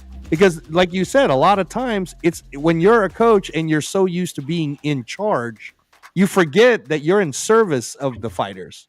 Right. You're not in charge, actually. They're in charge. They're the ones that are putting their blood and their head and their trauma, and they're the ones that are going to be dealing with the torn retinas and the messed up backs and the messed up knees. And if you're a coach and you did fight, you had your time. So that's why you're coaching now. So you need to remember, and this is one of my speeches, Mr. Rabadi, when I do the seminars. But I say that, you have to remember what it was like for you when you were first coming up as a fighter then. Yeah. Because when you were first coming up, you were hungry. Well, now you're a coach. Just because you have that one kid who's a national champion, go make 10 more. Right. Just because you got that one champion, go teach some more. Just go teach some more for the sheer experience of teaching. Just so that you could get different feel, different people, learn to communicate better. Because you get to your point, Mr. Rabadi, you get so locked in to your one person, right? Oh, I agree. That I understand, I get it, right? And MMA, I found this where I was like, that's interesting. It's okay for everyone to learn as a group, but it's not okay for the student to go to other schools. That doesn't make sense, right? No, I mean, if you're giving me private lessons all the time, I could almost understand that. Maybe even still, I don't understand that, because that would be like if I went to college and all I learned was biology, right? Like, don't I need to go to English class? And don't I need to go? I'm speaking on the fact of MMA in general, right? You have to at least know, like Professor T saying. Do you want to know how to learn how to defend when you're on the ground getting smoked? Oh, I need you to go to this guy, not me. Don't ask me a question about it. I need you to go to him. You gotta have a judo guy, right? You gotta have a Tony Abrante. Shout out to Tone. You gotta have a guy that's a stand-up guy that's tossing you all over the mats. For sure. Right. Make you get back up, right? Like the movies, right? Toss you. Nope, I'm not getting on the ground. I don't disagree with what you said. I think where I'm a little bit different is it is up to his coach to have guided him properly. Yes. Through the training, right? Absolutely. And that's where I mean it, like, to some degree, you need to control the narrative of what's happening. Right. And sometimes for some of these coaches, I think it's scary for them to do it because they're not an AKA with Javier Mendez or a Jackson Wink, where they have this plethora of fighters. And if you listen to me, you listen. If you don't, you don't. God bless. Right. But I kind of know what I'm talking about. And sometimes it's easier in those environments to break someone down to where they're like, oh, okay, I can focus on this weakness that's happening. That's why they have maybe some of the more well-rounded fighters, or the fighting nerds have some pretty well-rounded guys, which to the next point I might make, one of those fighting nerds guys I think might hold the key to being Hamza because of their jiu-jitsu, because of their stand-up. You made mention earlier on Jerkis' stand-up, but I kind of think that he was doing a poor job there too, if I'm being honest. Because he was just running in and blasting and not understanding. And he had the fundamentals of range. Yeah, he had the worst poker face. You knew which strike he was going to throw. I was like, all right, there's no like fake to throw like okay. It's and I'm ultimately being emotionally inflammatory because of the fighter's history and understanding how good he really is and how good he could have been in this fight. You guys were all ultimately disappointed by Dricus. I love watching him. I love what he's we're done. coming from a place of love. So if they listen to this is not like, oh, we think Dricus is trash. None of us said that. If anything, we said we're kind of dumbfounded that such a great champion at 185 pounds didn't have a solution to something that seemed, and I don't want to say, I don't want to downgrade the championship fight. That's what I don't want to do. Sure. But like Professor T said, it's frustrating for people like yourselves who's like, it's not simple, but it is simple. Yes. If you just practiced it enough. Dude, anybody at Team Rabadi that's earned a blue belt would have got out of that crucifix, in my opinion. Oh my God, the crucifix! Jesus Christ Almighty! I'm talking like the women. They would have actually showed some techniques, even if they couldn't have gotten out of it, and you would have all been like, "Well, dang, she fought." Like, she did something with this. I saw her do some other weird thing. He tried nothing other than bridge the whole time. It was the most embarrassing thing I'd ever seen. I've never seen a bridge. Let me ask you technically then, Mr. Rabadi or Professor T. Yeah. Is there a way you could explain it to the people listening to us? Like, what are a couple of the simpler maybe attempts or technical moves that Dricus could have done while he was in the crucifix? I think 4 times he was on the crucifix for 4 of the rounds. So 14 minutes. It was. Terrence, I'll let you explain it, but I mean, So the one that I'll tell you guys that people use a lot, just being on bottom in general, is the pendulum, right? So just think that you're laying on your back and you just lift your feet up in the air and you're in like a L. And as you can imagine, you're like this, right? Well, with your feet up in the air, you start pendulum from side to side. It's going to force your upper body to rock. And at some point, you're going to be able to twist and turn one of those crucifixes out. And then now start working yourself to turtle. That's just one basic way of trying. And in that, even in gi, you can find a way to slip out, which is, right? Tell me, I mean, in gi, people hate gi because of the fact that there's a million and one other ways to keep you locked down. And even in a gi, that's one of the basic ways that you'll teach somebody pendulum and you'll get them to, especially if they're not sitting properly on that crucifix and maybe they're a little too low or a little too high, right? These are things that'll easily get you out. I mean, that's just one. That's just one basic. I just stuck my goddamn arm in and rolled into it. What the hell are you doing? Yeah, right? Because that was the other weirdest thing I couldn't understand. He would never turn into him. Anybody in jiu-jitsu knows. What you don't want to do is turn away from it or run away. You are the one that wants to be close. Yes. When you're close, you are safe. When they are far away, you are in danger as they grab you. Period. The one thing I loved and I learned, and this was my favorite thing, was from Antonio Rodrigo Nogueira Minotauro, the heavyweight champion. Yes. He did a fantastic job as a heavyweight with his jiu-jitsu because he learned that if I become your crux of balance, that I now control you. There is a fight between him and Tim Sylvia, and Tim Sylvia has just beaten the ever-loving hell out of him. And for whatever reason, Tim Sylvia knocks him down in like the 3rd or 4th round. And just like instinct, Nogueira does this thing where he goes into half guard, tucks himself in, gets under Tim Sylvia. He looks like he's at a complete disadvantage, like he's just trying to get away from the fight. But in reality, he's transitioning him over. And it's the easiest way to explain it in jiu-jitsu is everybody is a chair with 4 posts. Yes. Taking away the post, and you then become their chair. You can do whatever you want. No matter how big they are, no matter how strong they are, you will then take that balance over. And it's just a matter of going into someone versus away. It's like anything else in martial arts striking. The only way to win anything is to get closer. It's not you would think. And that's, again, one of those basic things that you understand immediately if you're fighting somebody. Yeah. You know what you're dealing. That's part of knowing, right? Whether it's stance, right? There's certain clues, context clues. That tells you what type of fighter you're dealing with. It's just, I don't know. Now, again, for everybody who's listening to us right now on the Knockout Canvas, we appreciate you on all the platforms, X, Twitter, or whatever, everything, right? I need you guys to understand that these two martial artists are not trying to tell the average Joe coming off the couch who has never done repetitions of these moves that this is easy. That's not what they're saying.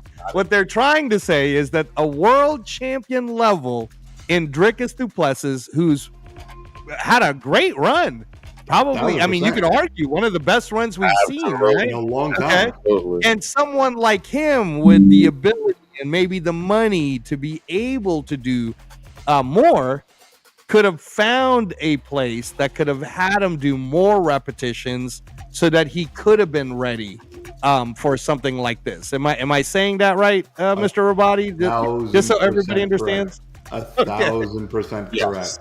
And I I'm think just a lot going to of say time it is super hated. easy. No, I'm kidding. It's not. It's difficult. We're talking about literal 1% human beings.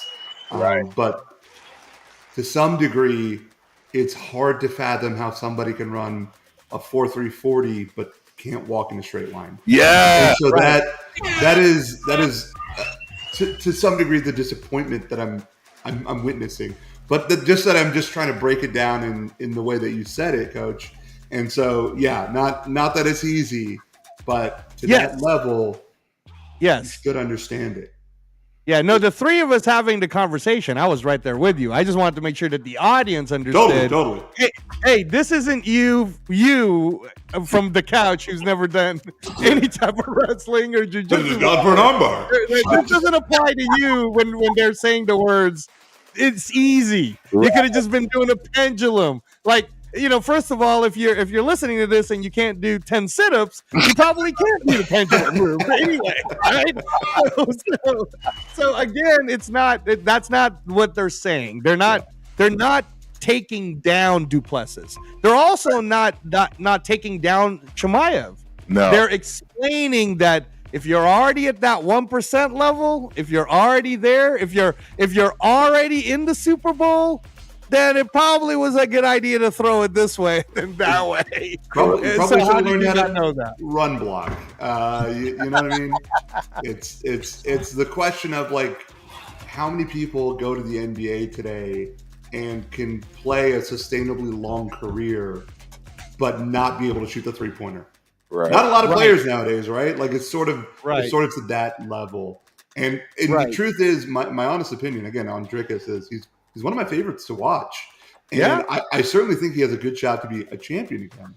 I think Hamzat has quite a challenge ahead of him with some of the contenders. He is going up in weight. He went up in weight. He is naturally a 170 guy who.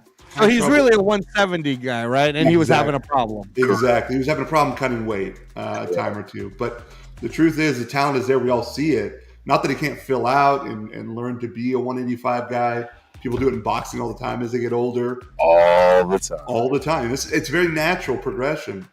But I'm overall slightly disappointed in the fight and how it fleshed out. Okay. No, and that's fair. And you know what? I bring it all the way back to boxing for you, Professor T. I know you're working on your screen right now. But you know how people would always get mad at you and me when we talk about how we're so amazed at how good Shakur Stevenson is, right? And some of his best fights are the ones that people call, or people who don't understand what you and I are looking at, they call it boring. Right. Why is it boring when Shakur's not getting hit? Well, we want to see an all-action brawl and blood and guts. Like, the point of boxing is to hit the person and not get hit. Shakur is doing it at a 100% level. Why are you mad? Because just because you're not entertained in understanding what's actually happening here doesn't make this person. And one of the things on a lot of the podcasts that I heard some of the hardcore say is they were a little upset at Shakur for kind of bending the knee to the crowd or to this narrative that he couldn't just stand there and make it more of a action type fight. No, absolutely. And on his last fight, we saw it. He went toe to toe at times with the guy. He made it more exciting, and he was praised for this. A sport, Mr. Rabadi, in where people died just a week and a half ago. There were two 28-year-olds that we talked about on the show. In Japan, they fought a regular match that if we were watching it, we would go, we didn't really see anything like so damaging in those on those matches that it seemed out of the ordinary. And yet they were both rushed to the hospital. They both had brain surgery, and both of them passed away. That was just a week and a half ago. Yeah. So to make someone like Shakur Stevenson all of a sudden feel bad for doing the very craft he's good at, that's why I understand your frustration, right? Especially because you know what you're looking at. On the same breath, that's why I also said it was actually quite impressive if you're not an expert at the jiu-jitsu part of things, to see someone be so mentally dominant over someone else that as hard as they tried, right? It felt like Drickus was putting a square peg in a round hole for 25 minutes. It was right. The counter argument I have is, and I've never watched Shakur Stevenson fight, but I guarantee you, everything Shakur Stevenson does is in an effort of winning and dominating. The byproduct of that can be a knockout or a decision. Right. Most likely it's a decision, but everything he's doing is in a clear effort of winning. Now, I guarantee you, if he went in there and won by jabbing, clinching, cross clinch, you might find that disappointing to watch. And that's why a lot of people, just so that this is the me and Professor T always defending Floyd Mayweather narrative, where they will say, "Oh well, you know why I don't like watching Floyd's because he just runs," when they don't really appreciate how magnificent he actually was. Right? They don't understand what they're watching. They don't understand what they're seeing. And I'll give you an example. Right? It was one of the biggest stages in the world. Canelo Alvarez. He's 23. He's fighting at 154, right? And here's Floyd Mayweather, who's already older, mid-30s at this point. This fight. And everybody was making it sound like Floyd didn't somehow put a masterclass on this kid. He beat his ass. He taught him a lesson that day. Oh, he put belt to ass, right? But the narrative to the general public who don't box or who don't understand how dangerous the sport could be, all just sat there and said, see, that's what I mean. All Floyd did was run. If he would have stood in front of Canelo, that'd have been different. Without them understanding the context that Floyd beat the hell out of someone when he did stand in front of them, and then he hurt his hand. Yeah. So right? Like why would he do that when he's already, if you're up on the scorecards 10 rounds to 0, why am I exactly gonna, and that's kind of in a way how I felt in the last 2 rounds with Hamza, where he just kind of went for the crucifix again. I'm kind of like, well, why would he do something different? Right. He was asking his corner anything back to him, so he was asking his corner in that fight. Okay, can I start to open up? Can I stand up? Yes. His corner said, no, take him down. It's still the difference of we're watching a fight that's playing out that is in an effort to finish, and he's not doing that. He's not doing it.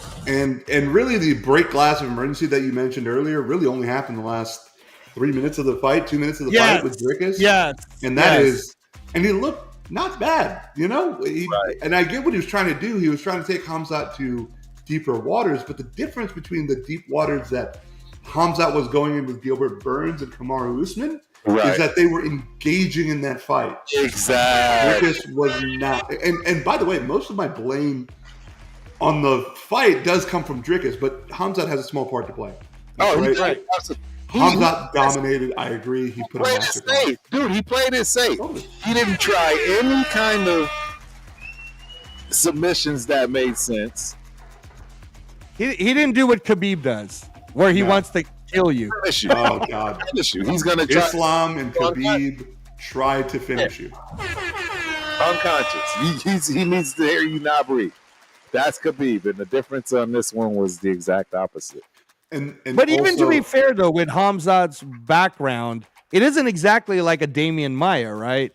Because Damian Maia probably would have went for a finish. Yes. Damian Maia also didn't have the same wrestling as Khamzat. Khamzat is a wrestler first, then everything else second. Correct. Damian Maia is a jiu-jitsu guy first.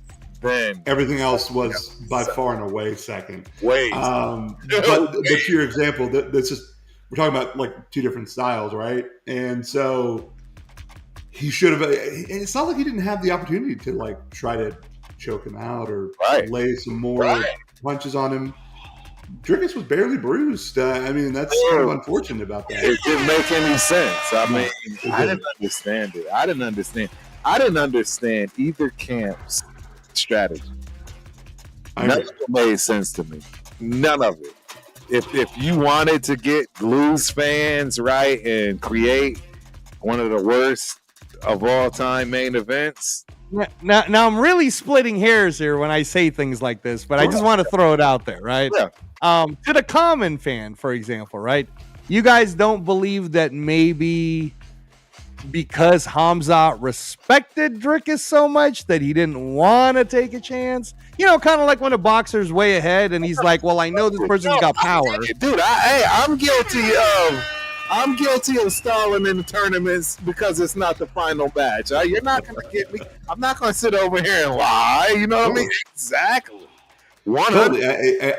I think Khamzat in his corner, unlike Dricus in his corner, understood what they were walking into the line. Yes, and they knew if he struck with him, he was going to get knocked out. See, that's the difference.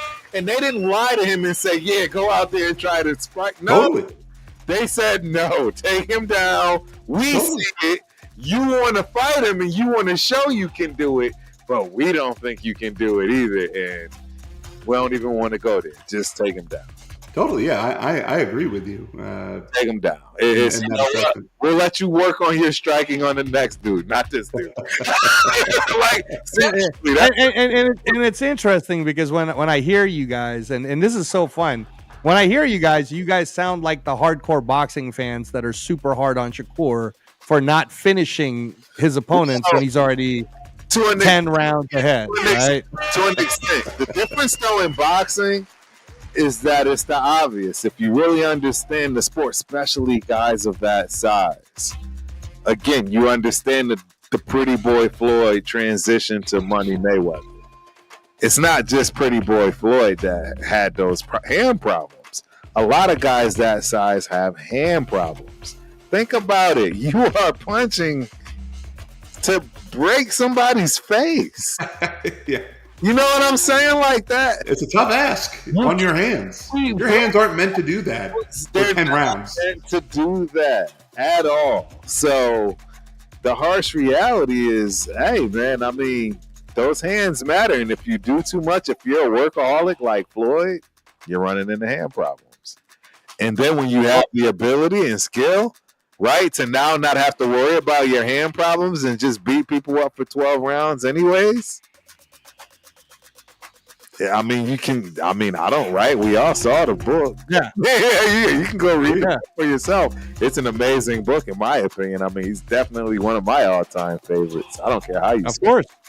No, of course. How can you not? That's why we love Shakur. That's why we love Purnell. That's why we love We love. I mean, again, when you're going down to history books, and it's such a storied history, and much greater than MMA's, obviously, right? I mean, because even if we take MMA all the way to the Pride days, it still doesn't have the historical references of how far boxing goes back, right? And that's not an insult to MMA. None of us are doing that. We're just telling the truth about it. It's actually quite the opposite. I think MMA fans should appreciate. Yes, exactly. Exactly. They don't get it because I think some of where MMA is hindered today is by not looking at boxing a little bit harder. But that's I know. I lived it. I was one of the people that brought it over. So I was one of the people that started bridging the gap for it and getting them to understand. If you just treat them nicely, they will actually let you in the gym and not make fun of you about how horrible your striking might become. So having said this, I can't let you leave, Mr. Rabadi, without telling me your opinion on Ilia Topuria, because I've been telling everybody that this is the best boxing MMA transition fighter I have seen in the last 3 years, and I don't think he's going to get worse. I think the only thing that'll beat him is age. But in terms of competition around him and who could really challenge him at this point, I was kind of like, damn, man. And again, I'm strictly more paying attention to how he transitions it, how he uses a kick to set up the hands, or how he'll use his hands to set up, like a position where he knows I'm not going to get taken down here, or I do know when to turn my hip, right? Or I do know where my balance point is. And in actually understanding that, I admire him. Because I know how hard it is. I know he's not like, chilling in Spain, eating a bunch of jamon. You know what I mean? Like, that guy's working out all the time. Because you can't be that if you're not repeating it over and over and over again. So the way he sparks Oliveira, I thought was impressive. I thought it was really impressive that he was able to get out of the foot block. And I understand some people will say, well, it wasn't really there. It's still Charles Oliveira. It could have been there. It could have been there if he didn't make certain moves that he made, right? But even prior to that, what he did to Volkanovski, right? I mean, this guy is just in Max Holloway, right? Like what else does he need to prove to everybody at this point? I wish he would have had a chance to fight Dustin Poirier. Dustin Poirier is retired since, but that would have been fun. White House, if you guys want to do a big one, McGregor Topuria for me. Hey, you put McGregor Topuria in there, I'll let Topuria go all the way to 170, and I'll tell you he'll beat the crap out of Conor McGregor. Yeah, anybody who believes that Conor McGregor has something to offer on that level, it's over. You are delusional. I would just go and he knows it. He knows it, and been living on 4,000 thread count sheets. Why does he need to fight again? Really, he doesn't need to. To answer your question, the only guy I could maybe think of that has some say in really good boxing and MMA is Jack Della Maddalena. His boxing beat a pure wrestler in Bilal Muhammad, but to the credentials of Ilia Topuria, he is not nearly as explosive, as dominant. He does this thing where I call it building the cake, where you're setting up, and then just torching them. And he just does it so well. And then there's no way I could disagree with you, right? And maybe somebody would say Alex Pereira, but Alex Pereira, and I'm sorry to say this, has some of the worst. Like, I would never teach what Alex Pereira does to anybody, in the sense of like his hands are down. Right. Some things he does can be countered, and it was against somebody who doesn't have the superior stand-up that he has in Magomed Ankalaev. Which is why he lost the title fight. Right. I think Ilia Topuria he's going to get a chance to get it back now, though. So he is, and I don't know how much different it's going to. It's going to fight. That fight is probably. He says he came in with an injury, but I just still don't know. There's always a puncher's chance, right? And I won't discredit it in that way. And I'll be rooting for him. I really will be. Like, I love watching Pereira.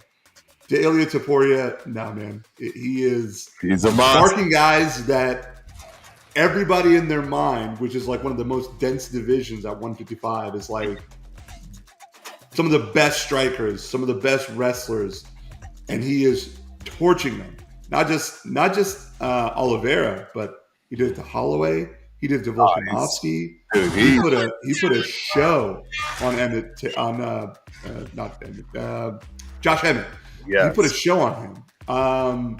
Even the one time that he got hurt against Herbert, he got head kicked and then came back and blasted this man.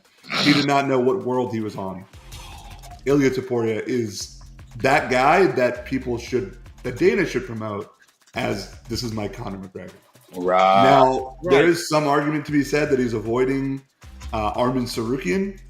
I think that fight would be a wonderful fight to watch. I think Arman would try to take him down as fast as possible, just like Islam would, right? It's just the way it is. But I think Ilia Topuria has it in him to be a long time champion.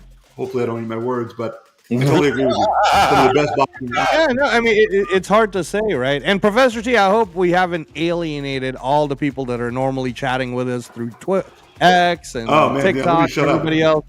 Yeah, shout out to all of you guys. It's just Professor T is into the conversation so deeply that normally I would be shouting everybody out. I have not. There is a long list. I lost it kind of, but I've been to fights with Professor T, and once he gets in the zone on fighting, my God, it's hard to get him out. So right. No, he's really into it. So now that Zuffa boxing is the thing.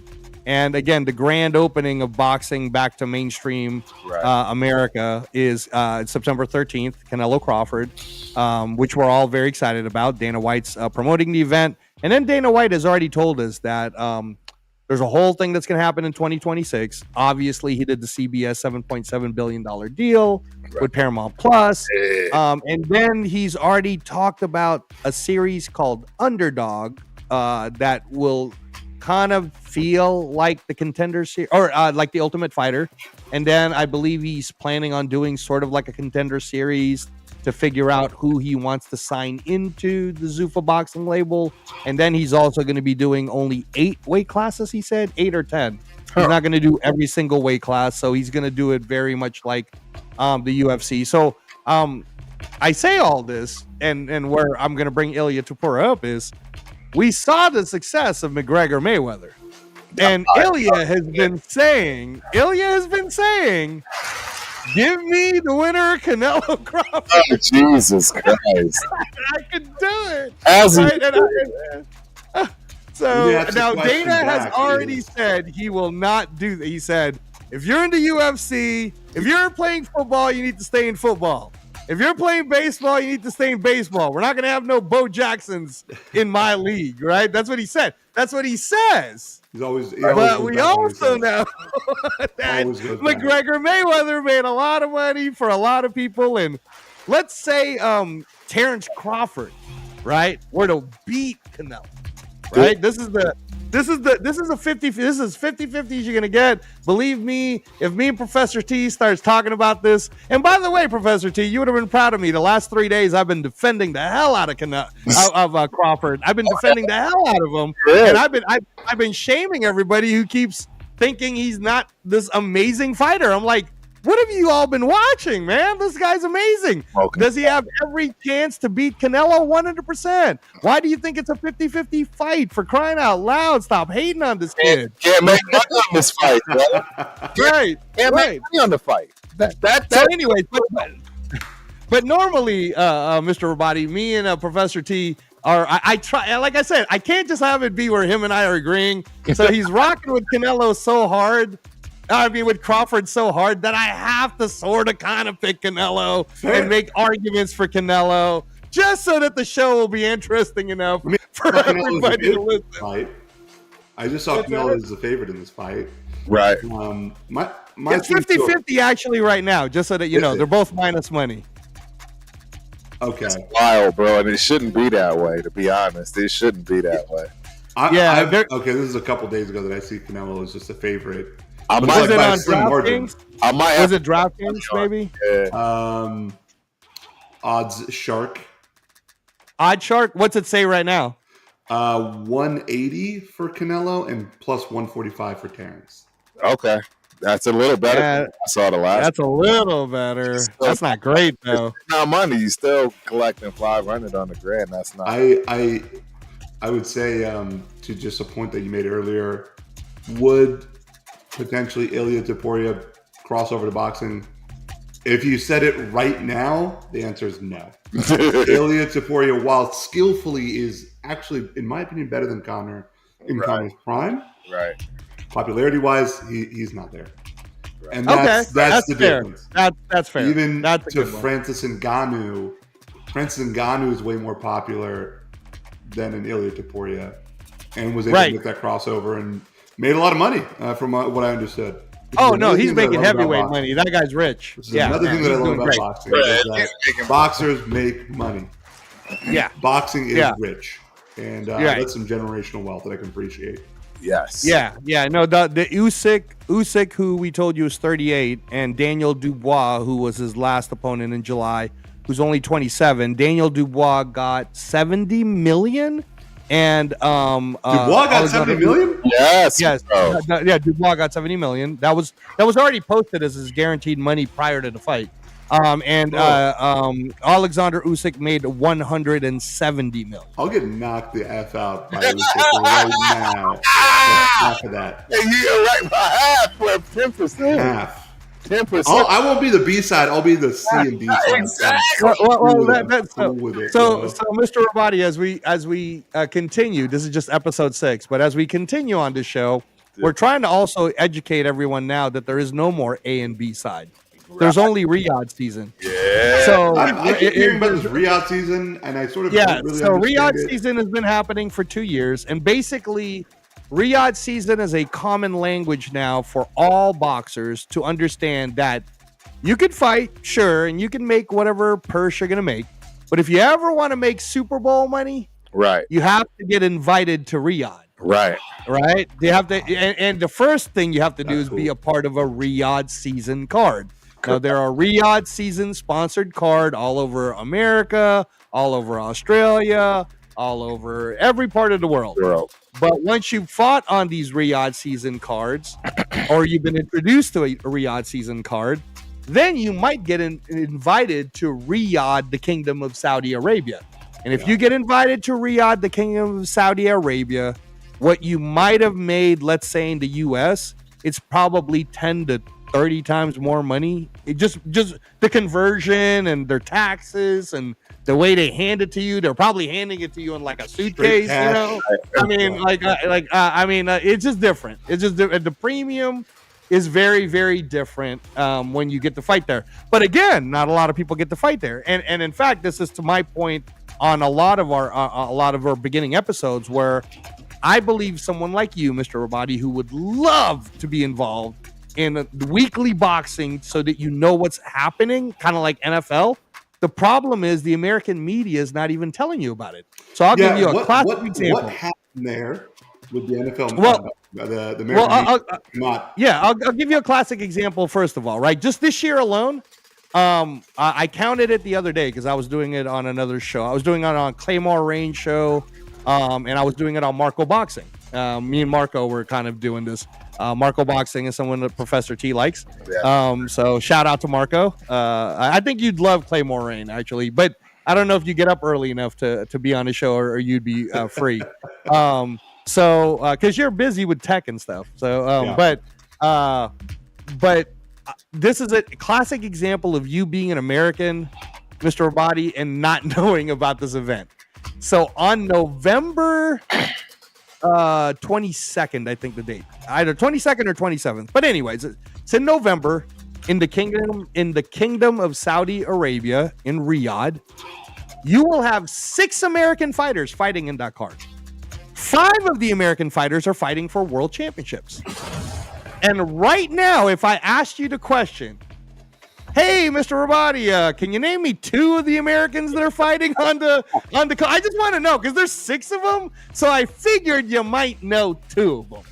Do you know? You don't know one of them. And that's sad. And this goes to your question. So I'll tell you who they are, and you'll probably recognize some of the names. David Benavidez, who's currently pound for pound number 10. Yep.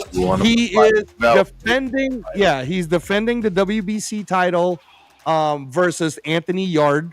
And Anthony Yard was the guy who gave a hell of a fight and knocked down Beterbiev, who is Professor T's favorite 175er. Right. Shout out to Iceman, John Scully. Yes. So he's I don't even want to call them main events now because it doesn't even work that way anymore, right, Professor T? It's like, here's just a whole bunch of awesome fights. You guys pick who you think is the main event. Because we can't even really say it's a main event. Like, there's just good fights. Like, he just gives them all to you. So this is what Turkey Al Sheikh and Saudi does.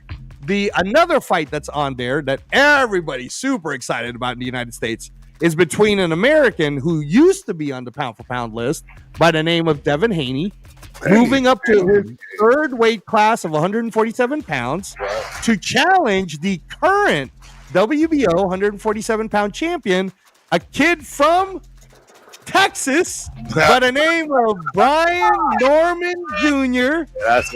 Brian Norman Jr., who's probably one of the hardest punchers we've seen at 147 in quite a while. He is a knockout artist. The last guy he knocked out, and this is a real thing, this is not me exaggerating. Right. He knocked out the number 2 challenger so badly in Japan that the number 2 challenger forgot 6 weeks of his life up to that knockout. Oh my God, that was that guy? Yeah. Yes. I heard this story. Yes. Yeah, it really happened. It really happened. And if you watched it, if you see it, you can type it in. Brian Norman Jr. I'm not about to type it. and when you see it, you'll be. And here's the crazy thing: he's currently our youngest champion, our youngest American champion. He's only 24 years old. Right. Oh, actually, I mean, I hate it when I do this because then I get corrected. Recently, Professor T, the last top-ranked card at the end of July, Xander Zayas did win, and he's only 22. So technically speaking, because he's Puerto Rican American, right, he would be technically the youngest American. Right. All right. So I apologize to everyone watching if I misspoke, but you guys know what I mean. Brian Norman up to that point was the youngest, only 24 years old. He's already defending his title against a former pound-for-pound fighter, right? A former undisputed champion, right? In Devin Haney, and everybody's extremely interested in that, right? That's another fight. Haney's got another one. Right. Oh, go ahead, Professor T. No, I was just gonna say Haney's got something to prove there. It's a fight. It's a good fight. He has a very good fight. Yeah, very good fight. I highly suggest all of you that if you see that betting line go over plus 300 in either direction, bet the underdog, because we really don't know who's going to win that fight. Correct. If everybody starts spinning this narrative that Brian Norman Jr. is going to easily knock out Haney, and it ends up being plus 600 or plus 800, you bet heavy on Haney.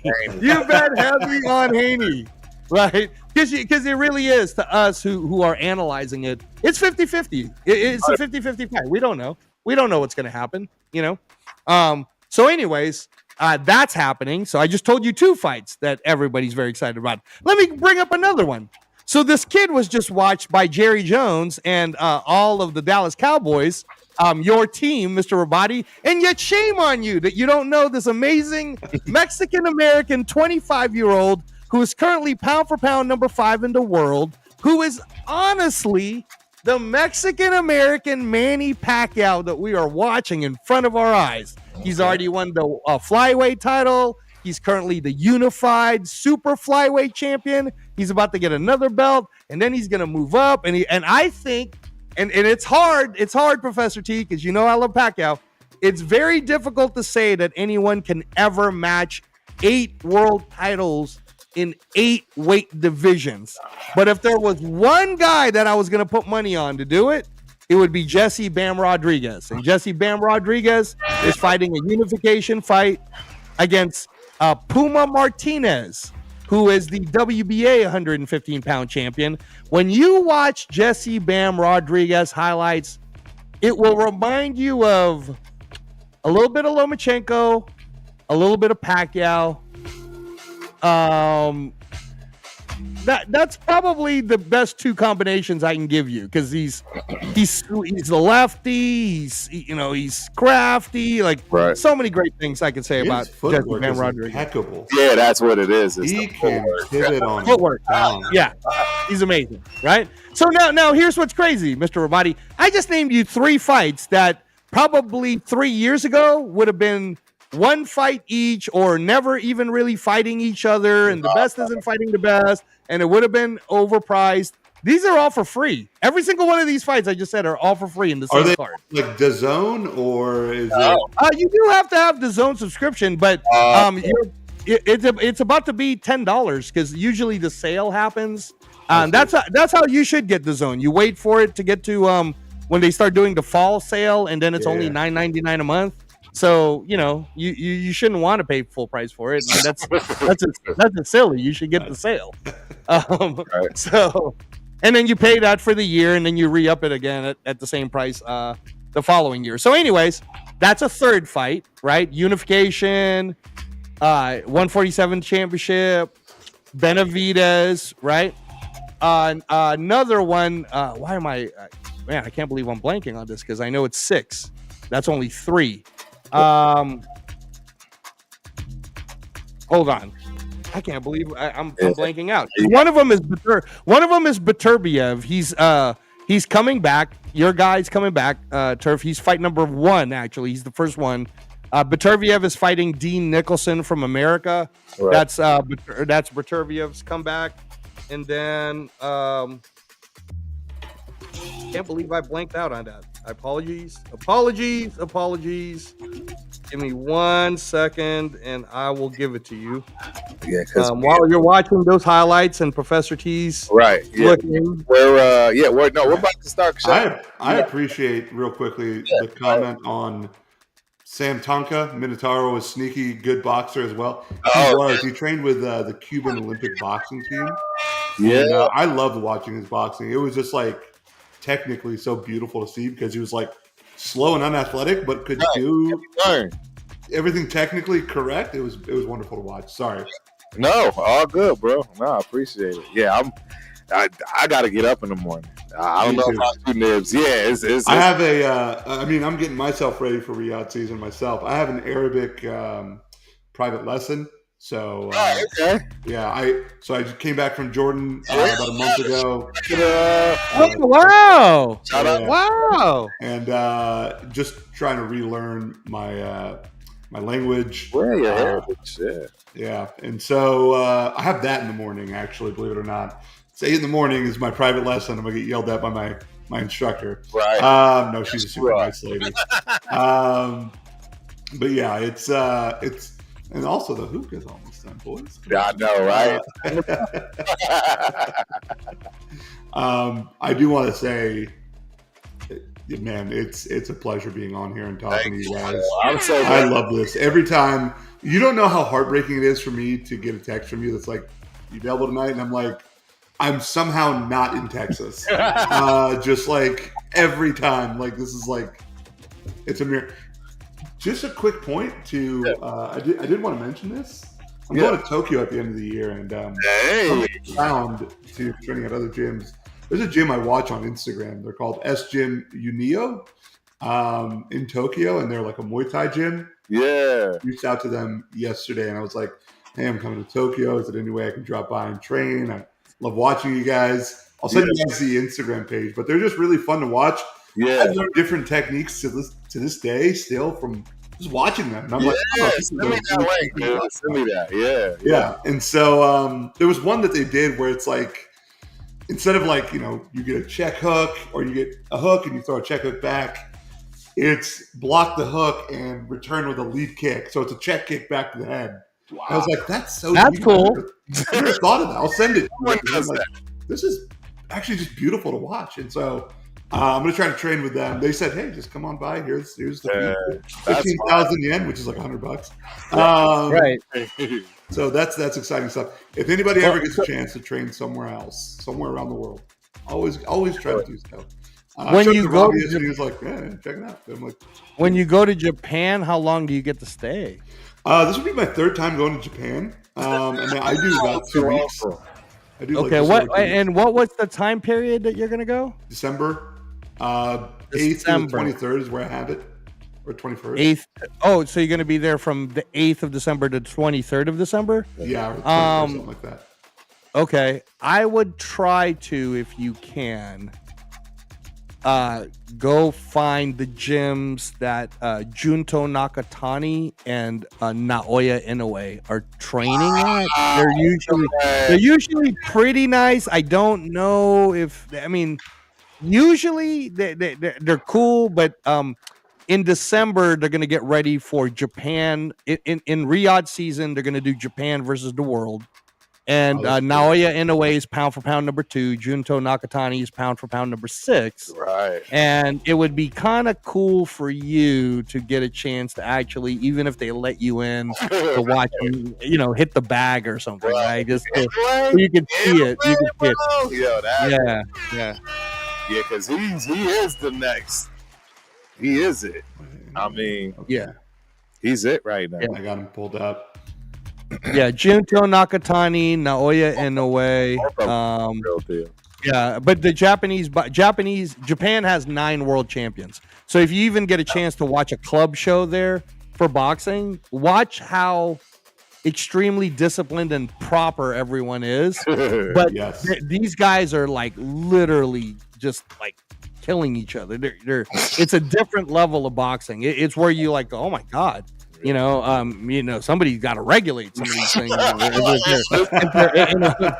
If they're hitting each other this hard all the time, maybe they should. It's kind of like pads in football. Like, maybe we shouldn't do it that much. Yeah, kind of thing, right? But yeah, no, you would have a blast, absolute blast on top of your Muay Thai journey there. I see Naoya Inoue's gym. It's in Yokohama, which I think might be a day's trip there, but that'd be tight. How about Junto Nakatani? Should be closer to Tokyo because Junto Nakatani's trainer is American. He's Mexican American. It says LA Boxing Gym. That's because he's in LA right now. That's where he's training. No, he has a train. Okay, yeah, he's in LA right now. Then that's where he's going to be training. But again, if you get a chance to check out any of the gyms there's plenty of world champions. If you look up the 9 world champions right now that they have. And it's amazing to watch them train. It's very it's like if you can put karate and samurai mentality into boxing, that's kind of what it feels like, what it looks like. Culture, in my opinion, has a lot to do with boxing, and it shows. You can see it in different styles, weirdly enough. And I've always found that Japanese fighters, martial arts, or boxing, in anything, they're very meticulous to the black and white word of the technique, and that is sort of how they approach their training, how they approach their art, and it's always very beautiful to watch. Although there's not a ton of champions in mixed martial arts, it's still wonderful to watch. They are very much heart fighters. Like they fight with all their heart, versus like Mexican boxers, blood and guts. How I find most of them, and yeah, man. I won't go. This is gonna be a whole nother thing. I know. Okay, wait. We'll save it for the next episode.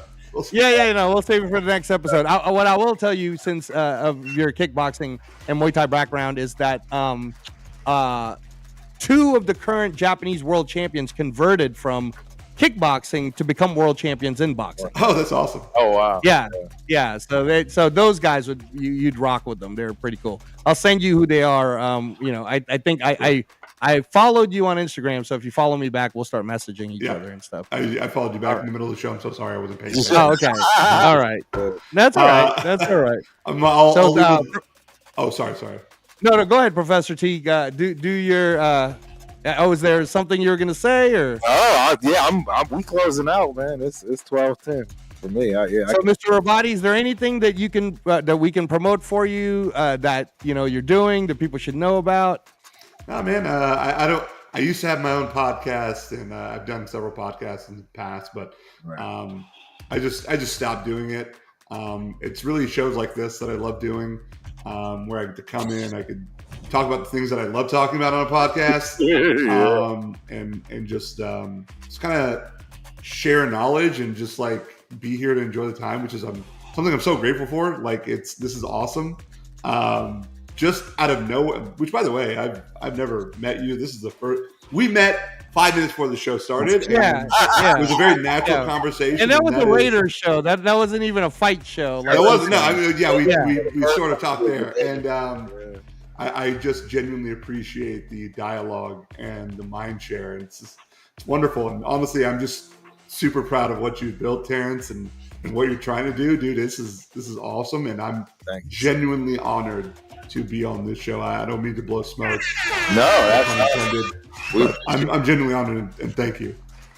Well, whenever you're in town, it's always an open invite to you, and the knowledge that you bring to the show is always very, very well respected, and we love sharing thoughts and ideas. And believe me, man, combat sports globally is weekly. I try to explain this to Professor T all the time that as much as I love my Raiders and football, man, in all honesty, I could only rock with them for 18 weeks most of the time because we haven't made a playoff in a bit. But I mean, if you count the off season, there's so much more time to rock with them. That's where I love it. Yes. What I was saying is I could only talk about my frustration on the Raiders for so long, man. Like I can't keep saying the same thing over and over again. I can't keep breaking down the missed opportunities of drafting the right players. I'll find new wrinkles for you. Don't worry. I'll be there for you. Right. The great thing is that with combat sports, it's new every week. It's literally new every week, and we have so many things to talk about. So again, open invite to you always. I know you're traveling a lot. When you are in Texas, where can people come and maybe train with you or see you? Or Team Rabadi, Brazilian Jiu-Jitsu and Muay Thai. We're located in Pflugerville and in Georgetown. A lot of newbies will not ever be in my class because I handle the sparring class. I run it with an iron fist. No, it's not that. Cannot spar until you are prepared. Until you're going to be a couple of years in, unless you're a well-trusted martial artist from somewhere outside, totally. But I do help coach Muay Thai Tuesdays, Thursdays, unless Terrence calls me on to jump on the podcast. That's why I'm an assistant, not a main coach for Muay Thai at Georgetown. Yeah. But it's something I love doing. I love sharing what I've learned throughout the years and trying to help people who are just starting out understand this very big concept of Muay Thai and just digesting it a little bit at a time and just seeing them get better inch by inch, which is really, really what it's all about. That's awesome. That's amazing. And Professor T, when's the next, what are you doing? Tomorrow? What's going on? Tomorrow we got Dead in the Water, man. So absolutely, there will be more talk on combat sports. It will be boxing, MMA, the whole nine. We'll be talking a lot of football. In fact, there's probably a game on or something. There is. There's 2 games on tomorrow. So you can't escape it, right? But yeah, man, I mean, hopefully we'll get another good watch party this weekend. So take a peek on what's out there, what's going on. I mean, I didn't realize how much I enjoyed commentating that UFC card, man. So yeah, you were having a blast, man. And it was funny to see your reaction to it because you're like, "Oh my god, yeah. I got it, yeah." So we're gonna find some boxing matches, but I'm definitely, man. Well, this week, just I'm sure Mr. Rabadi already knows this, but it's UFC Shanghai. Just so that you know. Yeah. UFC every damn week. It's every week. Yeah. Good Lord. Yeah, every week. It's Johnny Walker against Zhang Ming. Yes. I am interested in the co-main Aljamain Sterling and Brian. I love it. Of course. What an interesting matchup. Sergey Pavlovich, I hope gets. I still have a lot of faith in Sergey Pavlovich as a heavyweight, so hopefully he gets it back on track. So that'll be a fun one. Yeah. So it's a great card. Yeah. Great card. So you might do that then, just so that you know. That's that. I don't know if you will or not, Professor T, because you're not this guy, but it starts on Saturday because it's Shanghai time. Yep. It starts at midnight. Friday going into Saturday, it starts at midnight. Oh. And then you got to ride the whole 3 hours, 4 hours. Yeah, that's a tough one. We'll have to think about that. Right. So that's and then now that we're locked in on Instagram, Mr. Rabadi, I'll tune you into all the different boxing stuff that you've missed. And he is going to tune you in. You are going to get a fire hose. I'm just warning. You're gonna have to catch up. When I usually catch people up, I'm like, "Where are you at now?" I don't know, man. I'm in March. I'm like, bro, you got to catch up. I'm in March of 1998. Well, awesome stuff, man. All right, gentlemen. Hey, this was awesome. Everybody, thanks for tuning in. See you next week. See you this weekend. See you whenever you can catch up with us. But until the next time, peace. We out, man. Well, thank you, guys. Peace.